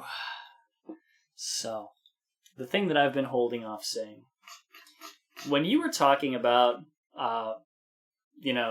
Blaze having like ABK on all these tracks, and like, maybe he could have, had more tracks where it was just him and all that stuff. Mm-hmm. I'll be straight up with you. Okay. I don't believe Blaze has the material to do something like that repeatedly. Because he rehashes all the time. Let me just run something by you. I believe I have heard him talk about having a 12 gauge with which he will rob or shoot somebody. I think a solid 3 times in this album. Up to this point, I think there are more to come. It is... Oh my god, okay. Imagine if the only thing Tech 9 had was Caribou Lou. That'd be very disappointing. And that was the only reference that he could drop in a track. That'd be really disappointing. Personally, that's what I feel we get from Blaze. Every once in a while, you get, Nasty in there. It is so out of left field because everything else is Blaze talking about being your dead homie with a 12 gauge. But hold on. Or a Mac 10. Hold on, though. What track are we on? Track 12 of 15. Oh, no, we're coming up to 12. This is 11. Oh, sorry, This is 11. track 11. Okay, but it took 11 songs. You said that on track 3 on his EP. Remember, I was holding it in. When did you want to bring it up initially? Oh, I wanted to bring it up like a while ago, but I wanted to wait until I could just really hammer it in. Because I showed you my notes. Yep. Hatchet Love and Saturday Afternoon right in a row. I was just like, oh, here we go. Let's find out about who this Blaze character is. He's so mysterious, and he's never really introduced himself to us. And so, this... Also, I don't know if you noticed that. That's literally what I had to say about Maggot Face. Yeah. That's, let me go back. Hang on a second. I mean, straight out of Detroit, he was just doing that. Yeah. Like, that's all he did on that. Juggalo Anthem. I mean... So this comes into the casket. Grave Ain't No Place. He's done it this entire album. The Eulogy. Technically still doing that, but it's Jump Steady. This circles back to the idea, again, there's no actual proof of this. There was the suggestion that... be Blaze writing this. Yeah. That it was Madrox doing it. Did he write his EP, though? I think that Blaze may have wrote that. I don't know for sure. I can't remember because I don't have it on me. Alright. But let me double check. I just put the booklet back, but let me double check on this one. Okay. Because it says all songs were written and produced by Mike P. and Twisted, unless noted. Oh. So, Mike P. and Twisted wrote and produced. Yeah. Blaze has no credits for writing. He has no writing credits at all. No. Not even like on specific tracks? Nope. Interesting. Nope, not a one. And I know that in the Deluxe G edition, it says written by The Power of the Pen. Ah, I see. Which means, are we going to criticize Mr. Blaze, or are we criticizing Jimmy Madrox? And if that's the case, it has to be both. However, this album performed much better than it did. The original EP. I mean, like, I'm gonna say it, like, it's better in a lot of ways. I mean, I think part of that also, I feel like we have to throw a lot of credit to Mike P for that. He did really good shit on this. Mm-hmm. And the tracks do stand out in a lot of different ways. I think that there's also... It's just the content that's the issue. Yeah, it's just his verses are just, they're interchangeable. I'll lean towards you on that one. I'll agree. That's another one of the reasons why whenever I first got the album, I didn't really jump into it that much. Mm. Like, there were some songs I was like, oh, this is really good, like Juggalo Anthem. Awesome. Oh, that's good. And like Hood Rats I liked. But a lot of the other ones I was like, I don't care. Now I appreciate them more. Sure. But yeah, I mean, you have your typical ICP song. This song's about killing bigots. You know, you have your typical Twisted songs. We're so good and no one will appreciate us despite being really good. Is that rude? And now we're getting the I'm Blaze, I do gangster things. Yes. Did I tell you that I'm dead? And unfortunately, I think that becomes a thing with any body killer. I think it's the case with any of these people on Psychopathic because they are a character. Yeah. And it's like they're just doing what's being typecast. Right. Well, that's the thing. I mean, like, it's really one-note characters. Right. But that's... even with Jay and Shaggy, though, I mean, like, they are characters to a point. Yeah. But they're also still, like, speaking, like, they have a message. You know what I mean? Right. They have something that they do want to say. At times, it's muddled and just incoherent, but for the most part, like, I get what they're going for, and I feel like they have something. I feel like Blaze... Blaze, I think the issue with... I feel like he's rapping just to rap. Right. And that's okay. No, and I think one of the issues is, and we talked about, like, how some of these other, like, how the albums are fitting into, like, what ICP's like Dark Carnival Mythos. Oh, he's is doing. entirely separate. He has nothing going. Like he mentions in the booklet, there's references to the Dark Carnival in there. Yeah, he is, but nothing is brought up here. He's an extension of a psychopathic Riders mythos. It feels like it. At least with Twisted on Freak's show, we got a bit of Dark Carnival stuff here and there, but Blaze is just the gangster who somehow got resurrected. Yeah. And they could try and spin and say that it was the magic of the Dark Carnival that did it, but they don't say it. Right. And that's the problem. Like, why though? Like, yeah. Like, he's just... Does he need to be like the bodyguard for the Dark Carnival? Like, what's he doing? Like, what does he give a shit about? Yeah, it's like money and hood rats. You know? That's it. Yeah. That's what it is. So, I mean, yeah, like...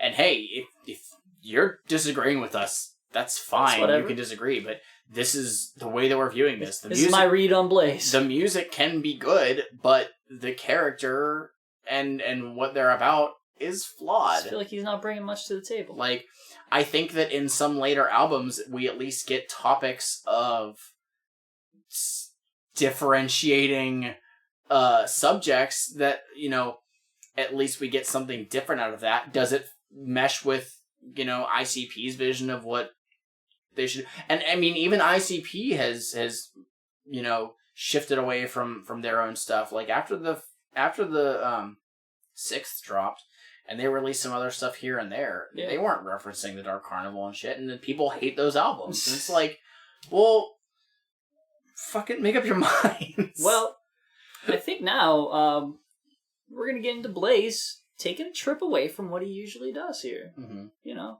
in this next track that we got here. And what's that next track that we got here? That's Given Half the Chance. Giving up the chance to show it all again. To start from the beginning and change how it is. What would you do? What would you do if you're giving up the chance to change whatever you gotta do? What if I never die?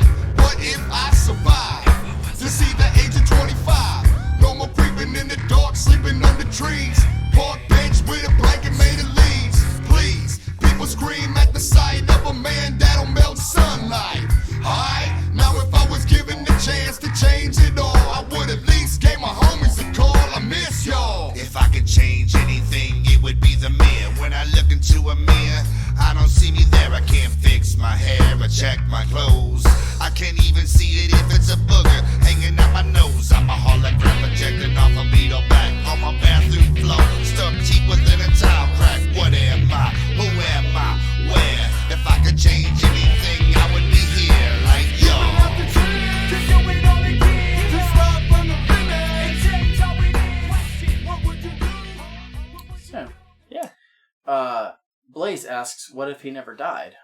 If he never died, you would have one less topic for you to discuss in all of your songs. He'd just be Blaze your homie. You'd only have like one thing to talk about. Damn. That wasn't even a note. It just came to me based on what we're talking about. I didn't even go there. This is a big schmoz with Twisted and ICP. So Jay's got some aspirations. Mm-hmm. You know, he talks about like he gets pretty deep in, like, his first verse is like whatever. You know, he's talking about whatever, just being able to do alive shit. Yeah. Then his other verse that he has in this, he's talking. You know, yeah, that weird like interlude thing. I don't like it.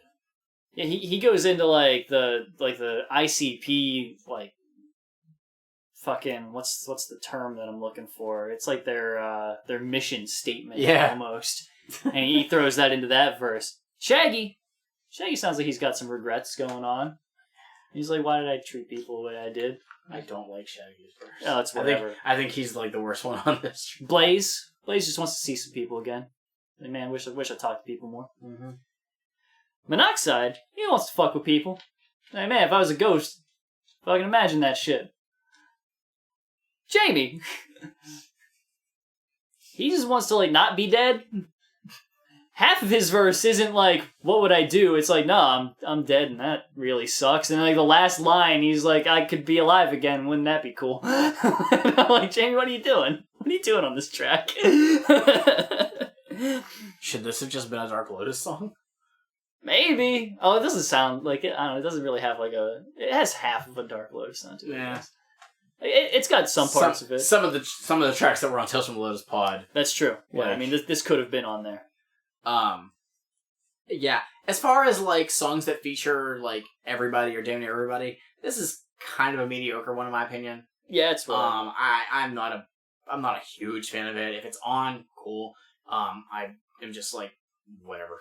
I feel like so it's a weird one because as far as tracks looking back on what would I do with my life if I had the chance to fix things, this one comes off as just like really fucking weak. Mm-hmm. You know, like it doesn't have much. But at the same time, I do find a little bit of like as far as Blazes goes, where he's just like, you know, I wish I talked to my homies more. I'm like, I feel that, you know? Yeah. That's that kind of shit where it's like, that's honestly something. Having never died before, I wouldn't know. But as a living people who has known people who have died, I certainly feel that from my side. Mm-hmm. So, you know, that's a whole thing. And, you know, like, just talking about, like, the small things like that, I'm like, I feel like those are, like, you know, we have pretty big regrets and stuff like that. I'm like, man, I wish I hadn't done that. But then, like, a lot of it just comes down to, there are a lot of small things that I could have just done more. You know? Yeah.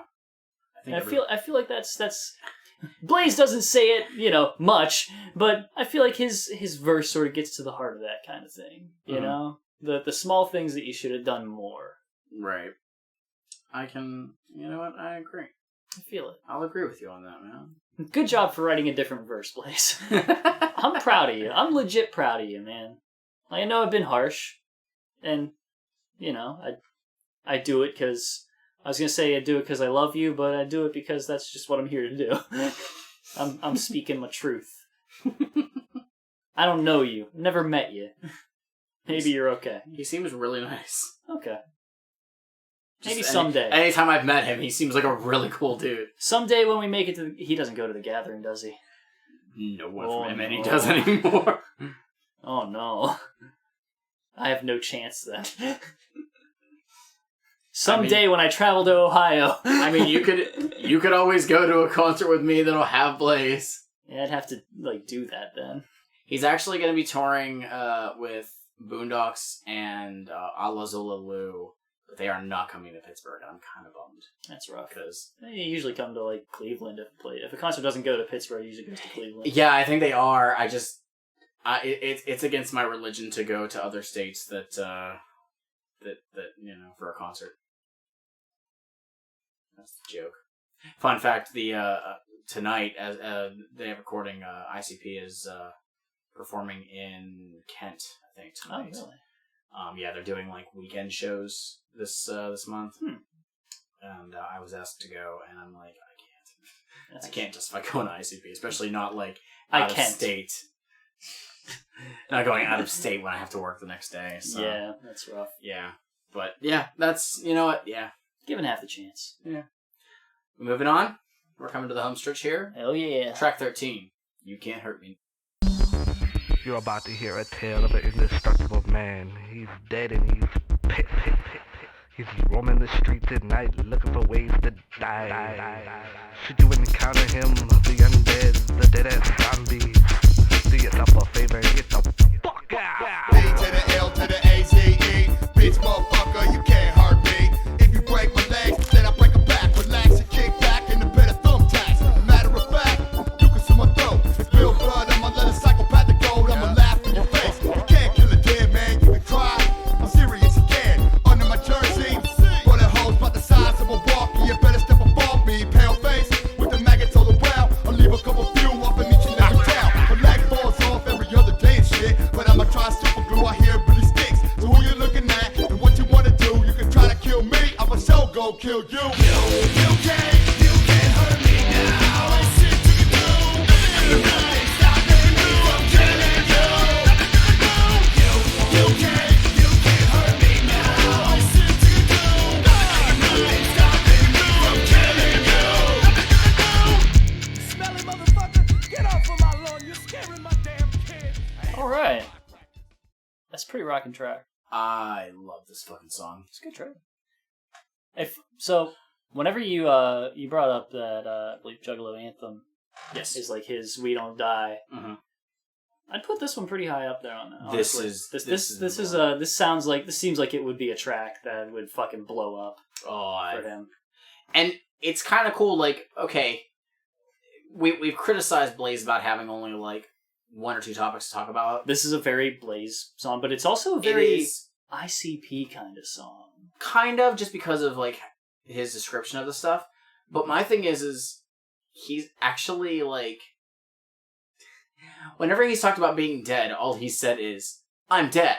Right. With this one, he's actually describing the shit of, I'm dead, so this is all the shit that's happening because of that. This is like, you're trying to stop me? No, fuck you. Like, I've already been stopped, and now I'm going again. Right. Like, you are fucked. So, yeah, no, I like it. Yeah. Madrox owns that fucking hook. I love it. It's a really good hook. Just everything about it is fun. I feel like I've never heard him do this at concerts. And weird. Yeah, like, and I want it real bad, but I also feel like it might be a bit of like too fast paced. That's weird. I know it's dumb, but like that could legit be a reason why I would think they wouldn't do it, because most of his stuff is a little bit more like mellow tempo. Yeah, I mean it is. But granted, he's not really rapping like fast on this. No, he's not. He's not like chopping it up or anything. But he's going at a good clip. But I mean, I feel like he could do. I don't know. I don't see a reason why he wouldn't. But I don't know. I love this track. I always have. It's just it ticks the boxes in my opinion for what an early Blaze song should be. I feel that. Yeah. I got nothing else on it. I just really fucking like this song. Instrumental's great. Blaze knows what he's talking about. I like the part where he talks about his tongue getting cut off, so he sews it back on, and then the way he raps after that is just questionable. Yeah, I do recall. But yeah, I don't know. I love the song. I love it. It's fun. It's good. Yeah. Anything else on it? See, I didn't write a lot down here. You didn't? I was just like, it's a really good track. And it's still just... That's me. This track is just too good. Everything about it is amazing. And I said it's still just Blaze. But it is... That is a point. Like, he is going a little bit more on what he's about. Expand. And stuff. He's not just... Don't just be the surface level part. Yeah. He's still doing a lot of the stuff, but he's getting there. He's making things intertwine. Yes. Track 14, Thug for Life.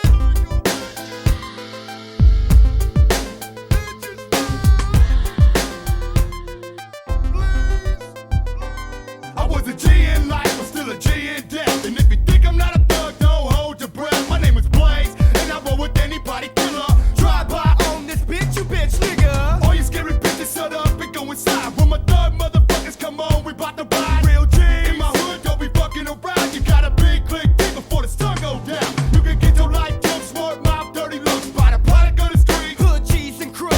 With a double barrel shotgun pressed to your mind. I want what's mine, and I'ma say it one more time. I want what's mine, and I'ma leave with nothing less. For the 3 fucking slugs that I took in the chest. No rest for the killers equipped with mean mugs. Who know what it's like to be a motherfucking thug?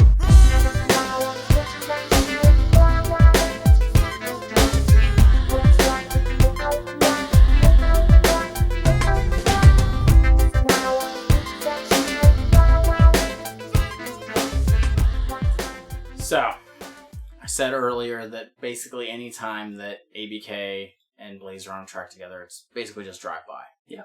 This is drive-by. Yeah. Like, it's straight up, it's drive-by.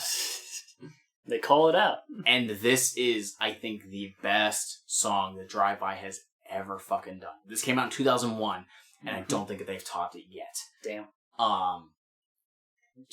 It's just, oh man, I love this beat. It's so good. I said it to you before, and I'm going to say it again right here. This beat is a first draft from Random Access Memories by Daft Punk. Straight up. Like, that electronic instrumental. Who did this? Was this a Mike P or was this a Fritz? Oh, you know what? Let me check. That plus the fucking drum set. It works real well for some reason. All right, let's see. Thug for Life. This is actually done by Fritz. I figured it would have been. So this is a Fritz one. This is incredibly not Mike P. Based off of the 2 albums that we've heard. That's a lot. That's a big sample size. Yeah, it is. Yeah, like, just everything about this song is what their group, their duo, Drive By, should be. Like, Blaze comes off as just, hungry and angry. Yeah. Like, this is one of the tracks where he's, like, yelling the whole fucking time. Okay? Whereas ABK is just, like, he doesn't even seem like a hype man or a sidekick. Like, they seem like they're on equal level here. Yeah. ABK takes some time in one of his verses. He lets me down here, but go ahead to cover it. You and I talked about this. Yes. Okay. ABK drops an N-bomb. Yeah. Now, we've long been saying, if you're not black, you don't reclaim a slur that isn't directed at you. Just don't do it. That's like it's. And again, this is us outside looking in, and he is not white. He is Native American. Yeah. Now, there are countless people who are not black and not white who still say it. Right. And while I think some people call it out, other people's are like, nah. I think a notable difference, for example, let me throw this out there. Because I've brought him up before, but let's go back to it. My favorite Puerto Rican and Cuban rapper, Fat Joe. I feel like there's a difference whenever he is whenever he drops it on a track like All I Do Is Win, where he is literally like, I feel like he can't get away with that if other people aren't cool with it. Where he is surrounded by Nicki Minaj, P. Diddy, fucking Busta Rhymes. I guess, like, okay, give me 1 second, because there was one that, like, I really wanted to like, figure out. On here, I feel like his usage is no different than, like, Blaze doing that. Like, okay, think of, like Be Real from Cypress Hill. I don't know. Like, he is, let's see, he was born in LA to a Mexican father and a Cuban mother. Like, it doesn't state that he's Afro-Cuban, he's just, yeah, that. It drops it in music, and that's, like, it just happens. And I'm trying to see, like, I'll call it out when a white person's saying it. But can I justify calling it out to somebody who is not white, but also not black? That's a gray area to me. I mean, like, I don't...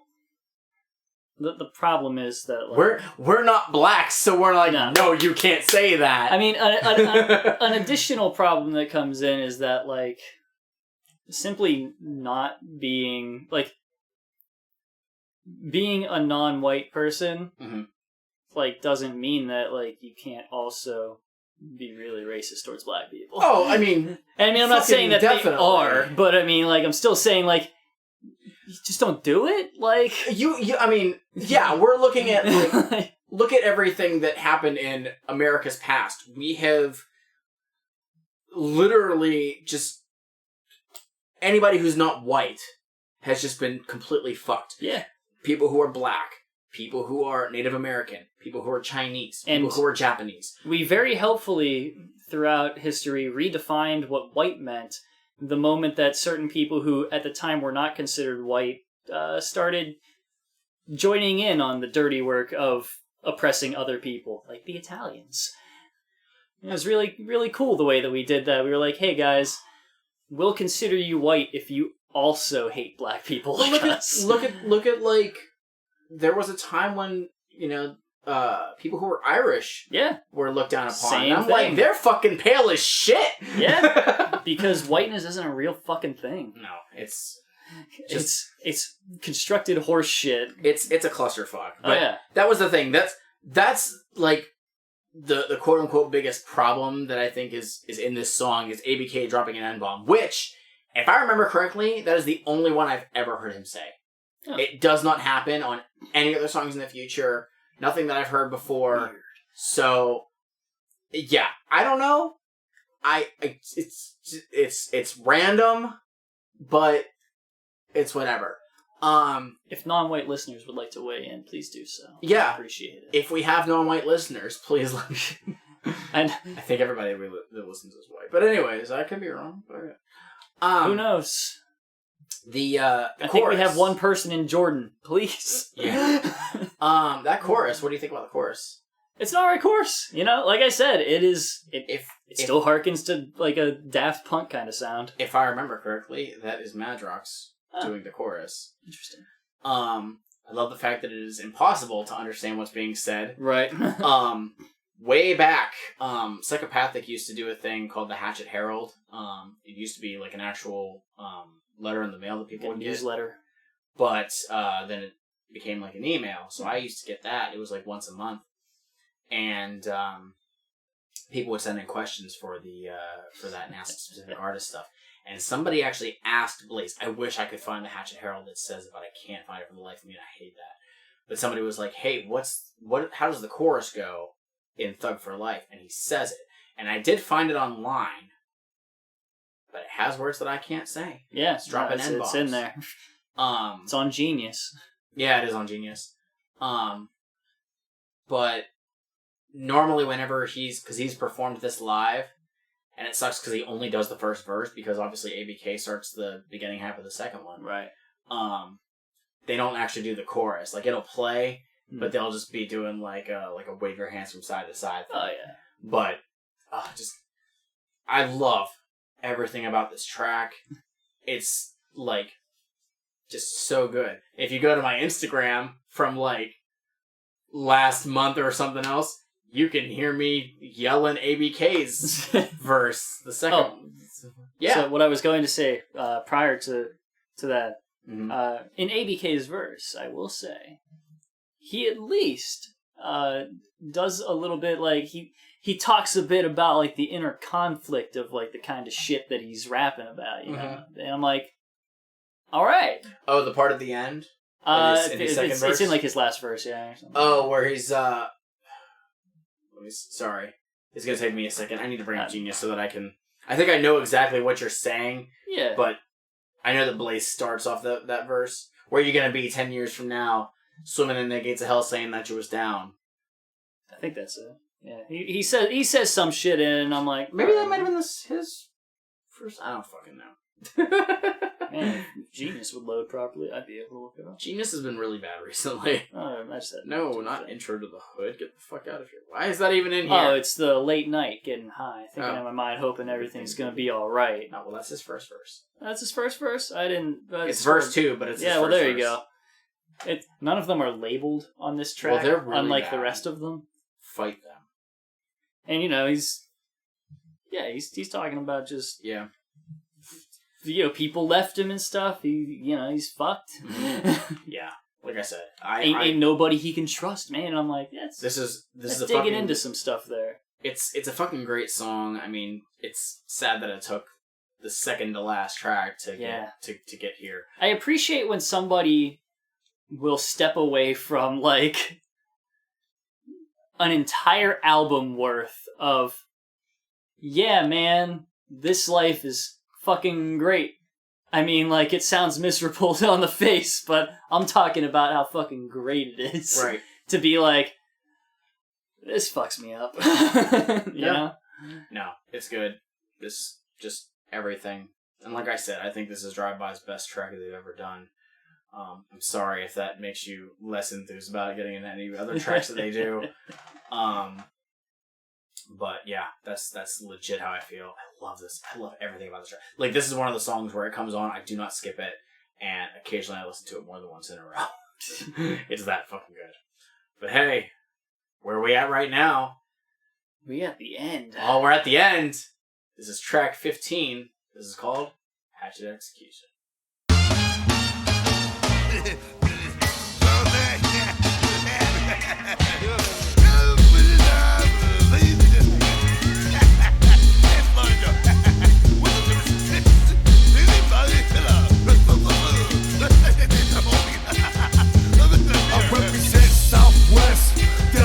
Jefferson, festival run, redeem a run of Mexican, re-violent JP murder, heroin addicts, with everything from saws, screwdrivers and automatics. I like killing anybody, I'm like anybody killer. I'm stomping through your city like a little Godzilla. I cut your dick and balls off and make you eat them, then choke your ass to death so you won't even need them, punk bitch. You ever felt like you were freaking the night, outcasted to the shadows cause you don't look right? Hypnotized by the eyes from the average motherfucker. Chrome to his dome, if he cries, he's a buster. There's certain rituals for being ghetto gifted. Keep your ass underground when it's dark, go ballistic. I'm representing all the crazy juggalos with a hatchet in their hand, smoking blunts at the show. Think about it, you gotta give it up to Blaze. I mean, the guy is fucking dead in 47 different ways. Yet he's leaving heaven hanging and chilling with his boys. At least until they get his room ready in the nether void. For now he hits the joint until it ain't none left. With Jade bad for a dead guy supposedly with no breath. Death ain't scary, look at Blaze, he's straight. Even with the maggots and all, he looks great. Cause I take out my hatchet and I quickly start axing. I go Juggalo like a crazy assassin. Twisted in the posse, we say that that's confusing. Why? It's just a hatchet execution. A psychopathic execution. Alrighty. That's Hatchet Execution. That is, and we didn't even hear Blaze. Sampling another track. Oh? It samples Another Execution by Above the Law Oh, no shit. from 1990. No shit. Yeah. Huh. I did not know that.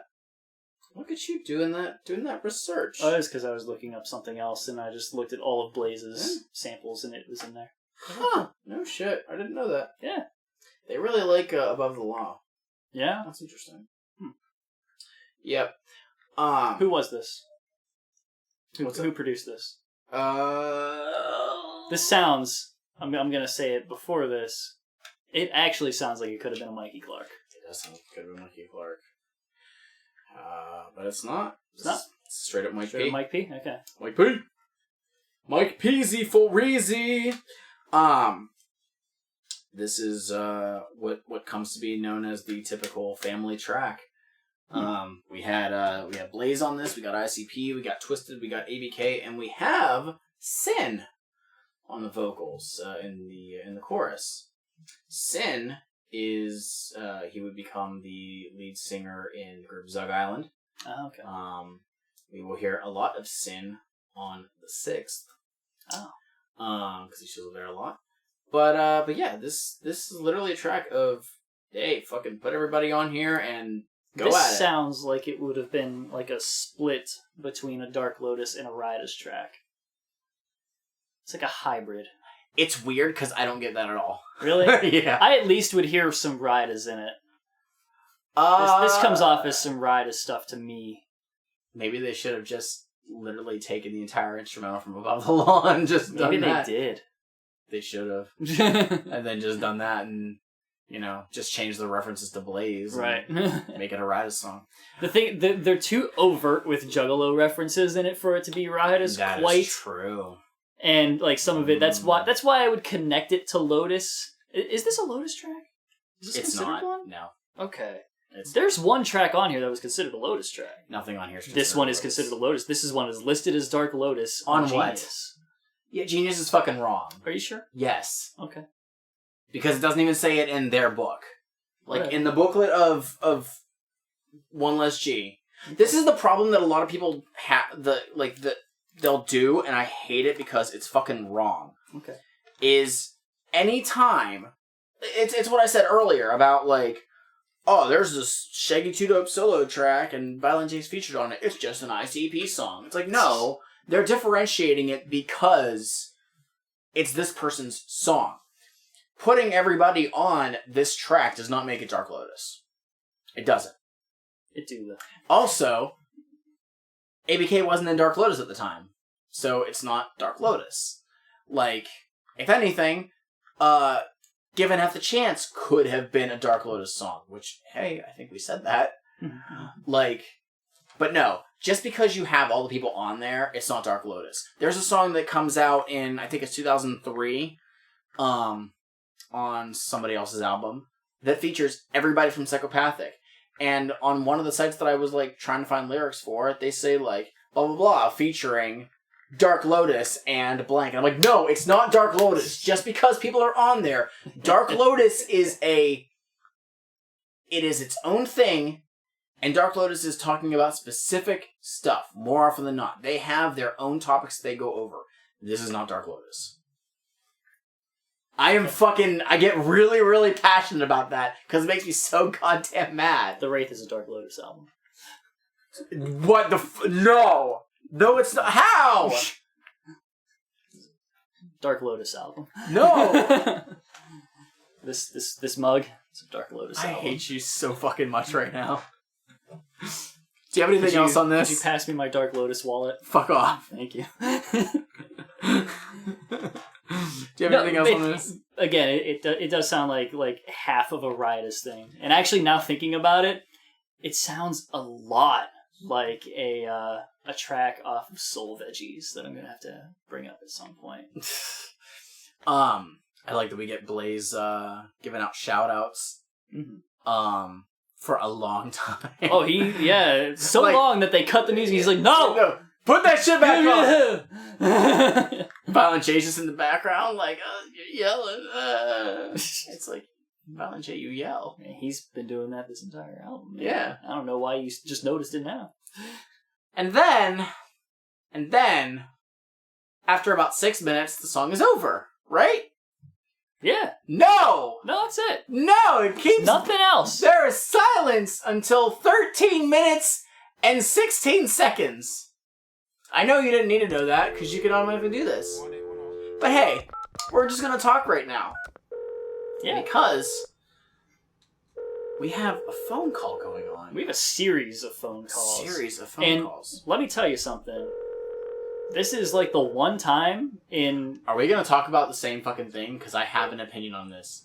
This is the one time on a Psychopathic Records album where I was like, hey, dog, are you these are alright prank calls.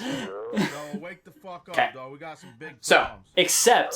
Alright, listen. Hold on.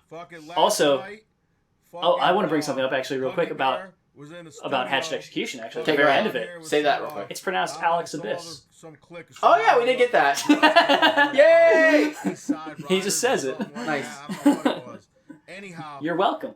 But Alex is calling Chris right now, Blaze, letting him know that they lost the entire album with the exception of like 2 songs. Yeah. So when we listened to Juggalo Brothers, we had one skit of Madrox at the drive-thru, and Violent J was the person on the other end. But all the other skits that took place were done by the Jerky Boys, and they were prank calls to people in Psychopath, like their touring department or shit like that. Like, but it was people. It wasn't ICP making the phone calls. It was the Jerky Boys. Right. And we were like, this is dumb. Now. It was just a bunch of people annoying people trying to do their jobs. And it wasn't like funny annoying. It was just, no, you're being just obnoxious. It's funny because I don't even remember like listening to this skit for like ever until we started doing these listens.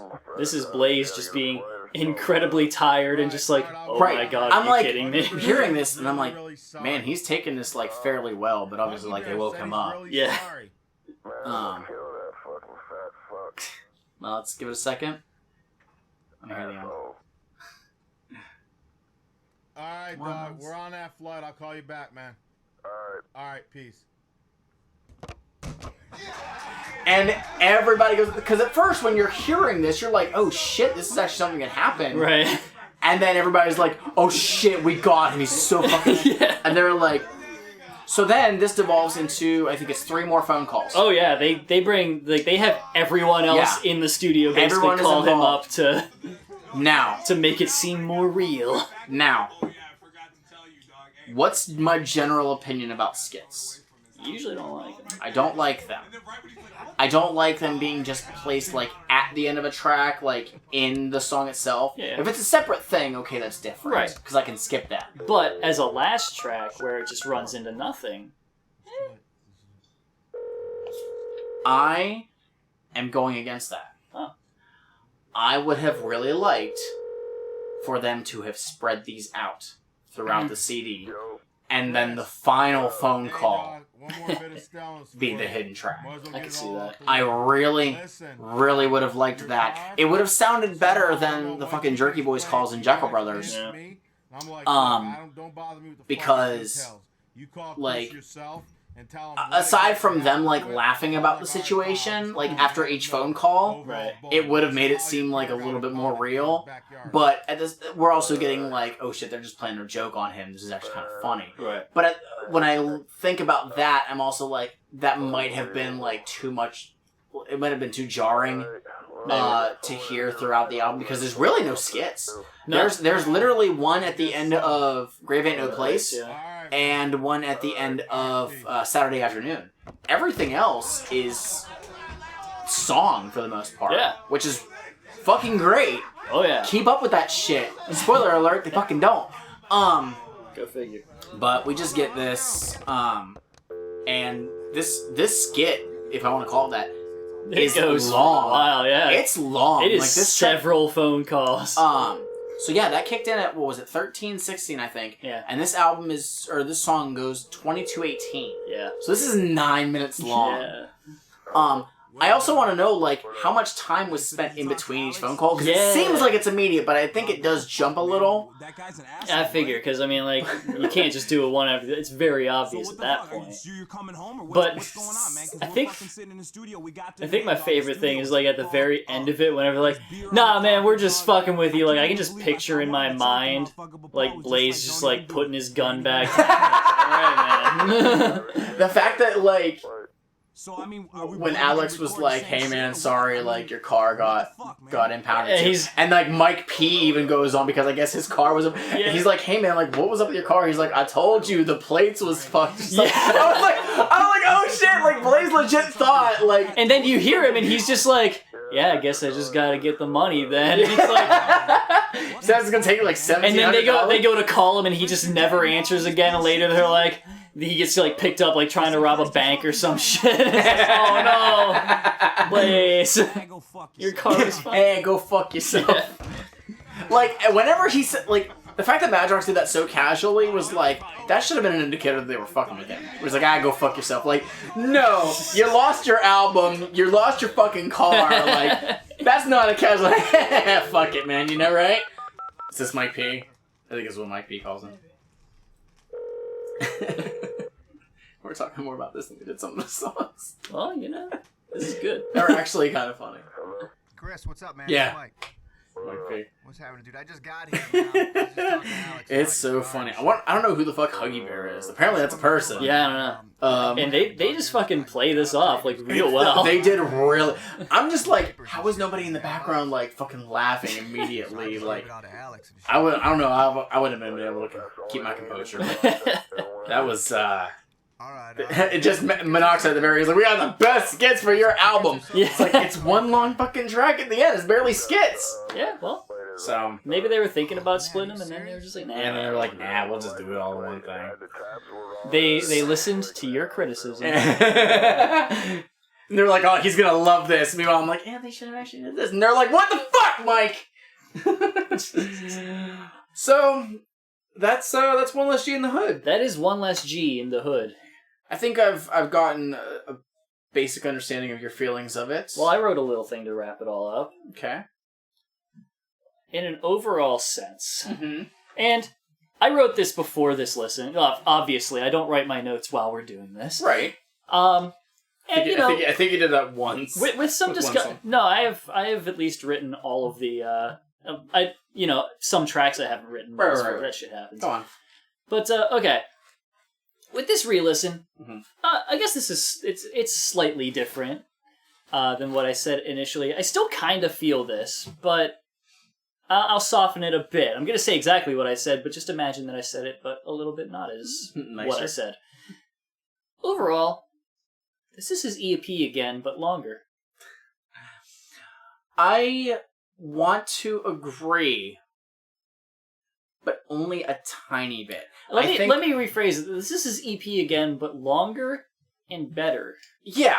It's Like- it's the thing of, like, we've talked about, there's only so much that you can rehash in any topic.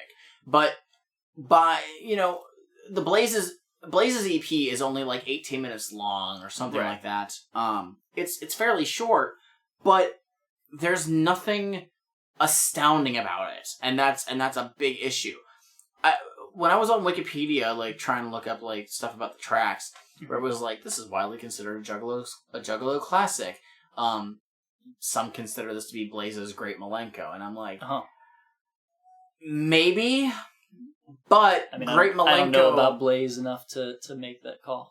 Yeah, but Great Malenko is very diverse. Yeah, and we've talked about. It's got a lot of stuff going on. We talked about Malenko for 3 hours. We did. and we conceded that it is likely ICP's best album. It's up there. Again, not my favorite, but objectively their best, because there's a lot about it that is distinguishable. There is no objectivity in music, but if there was. But Blaze's album, like, it is... I can see why some people are going to like some songs over others, and, I mean, part of it might just be because of the instrumental. You don't care about this instrumental, okay, there's, 4 other ones that sound similar, but there might be something different about it, and you'll like Honestly, that more. that's what I had to, like, soften my opinion on it, because there was, like... The production's really good. The production is really fucking It's good. really fun. And it makes it sound like a very diverse album where just... It might not actually be diverse. His lyrics alone are not. Yeah. And I think that speaks to Psychopathic's production department. Shit. Mike P did a fucking great job.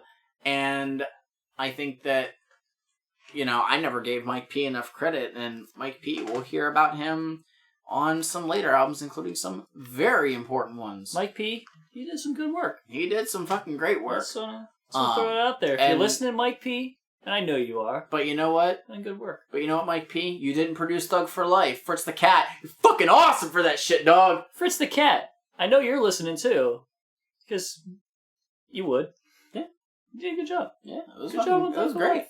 And what else did he do? Did he do something else? He did some other ones. I just don't remember. Oh, what he else did a couple other ones on this album. I don't know which ones specifically. That other one that you did, it was also probably good. I didn't have a problem with any. God damn it! I just put my fucking booklet away and shit. I'll just I'll run through them all. Did he do Hood Rats?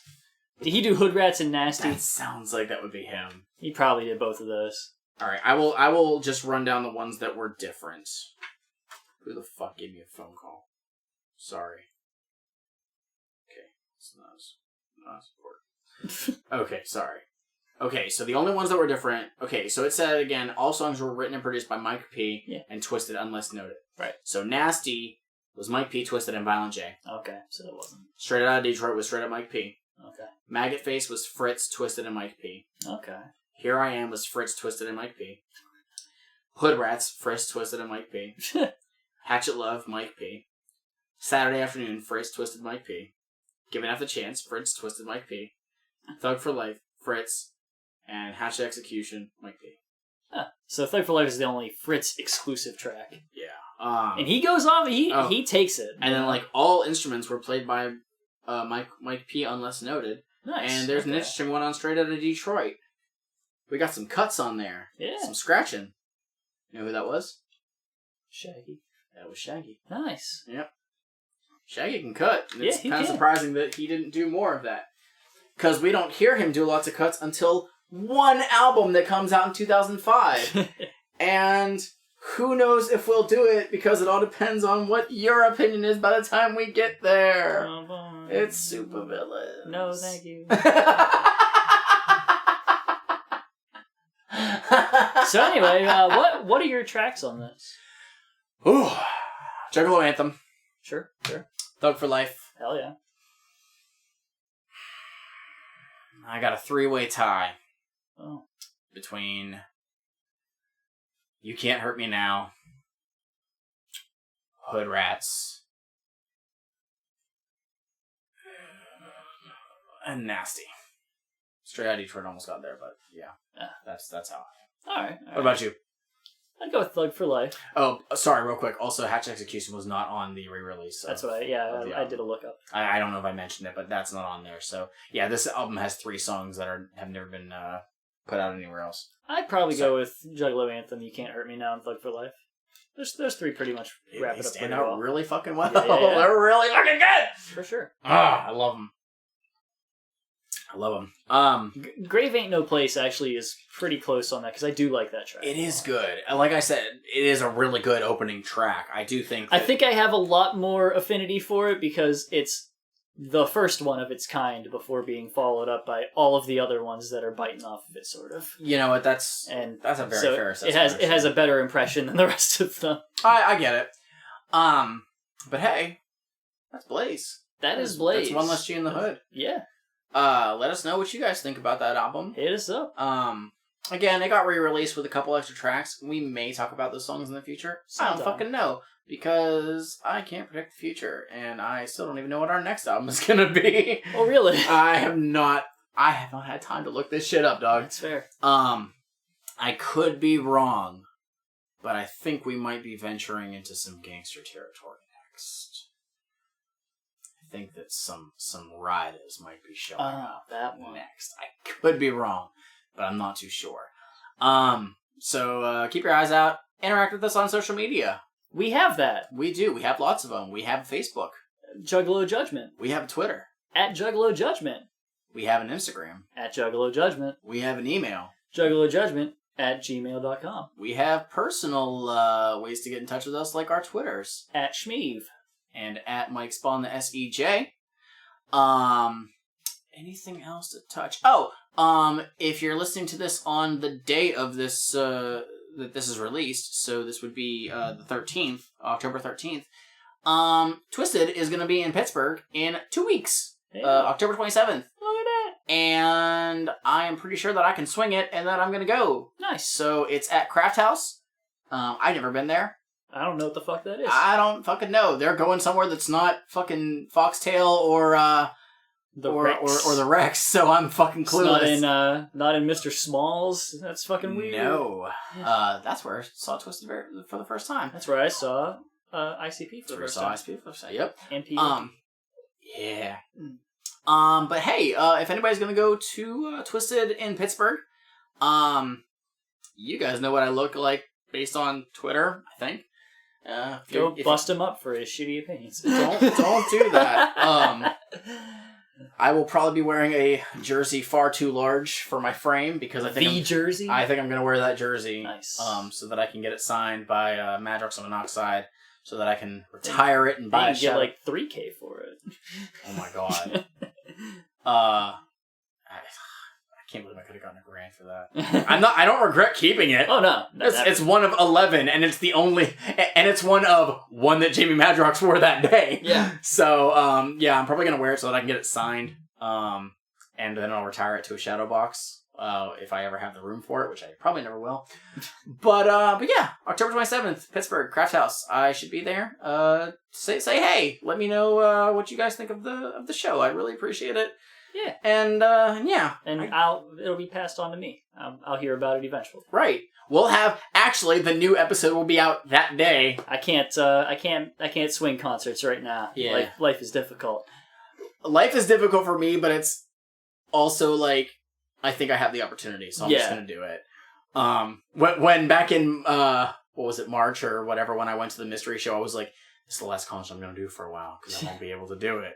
And that's because I was starting a new job then, but now I started a new job now that's paying more money, and I'm like, okay, I should be able to do this.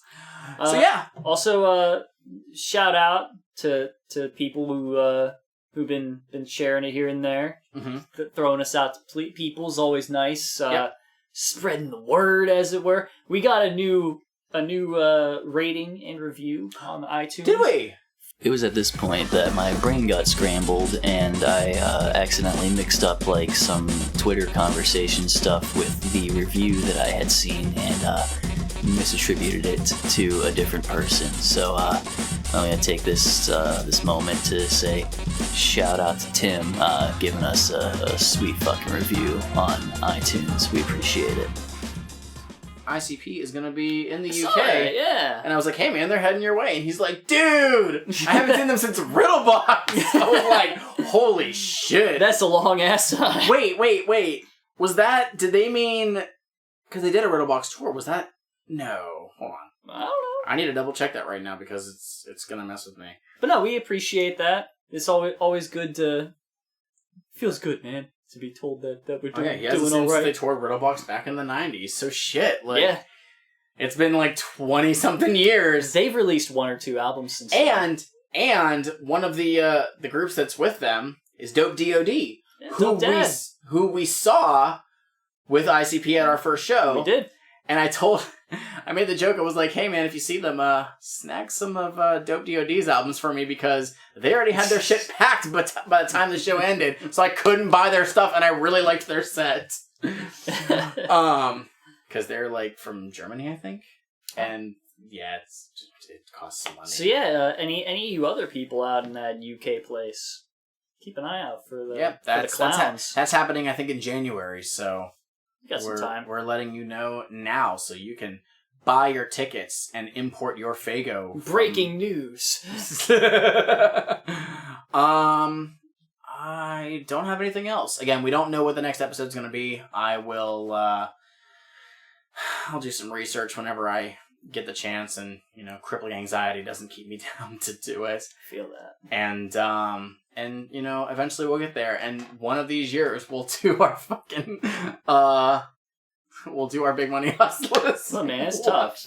I know. We just don't have time on our hands right now. I get my entire next week and the week after that booked fucking solid. Shit.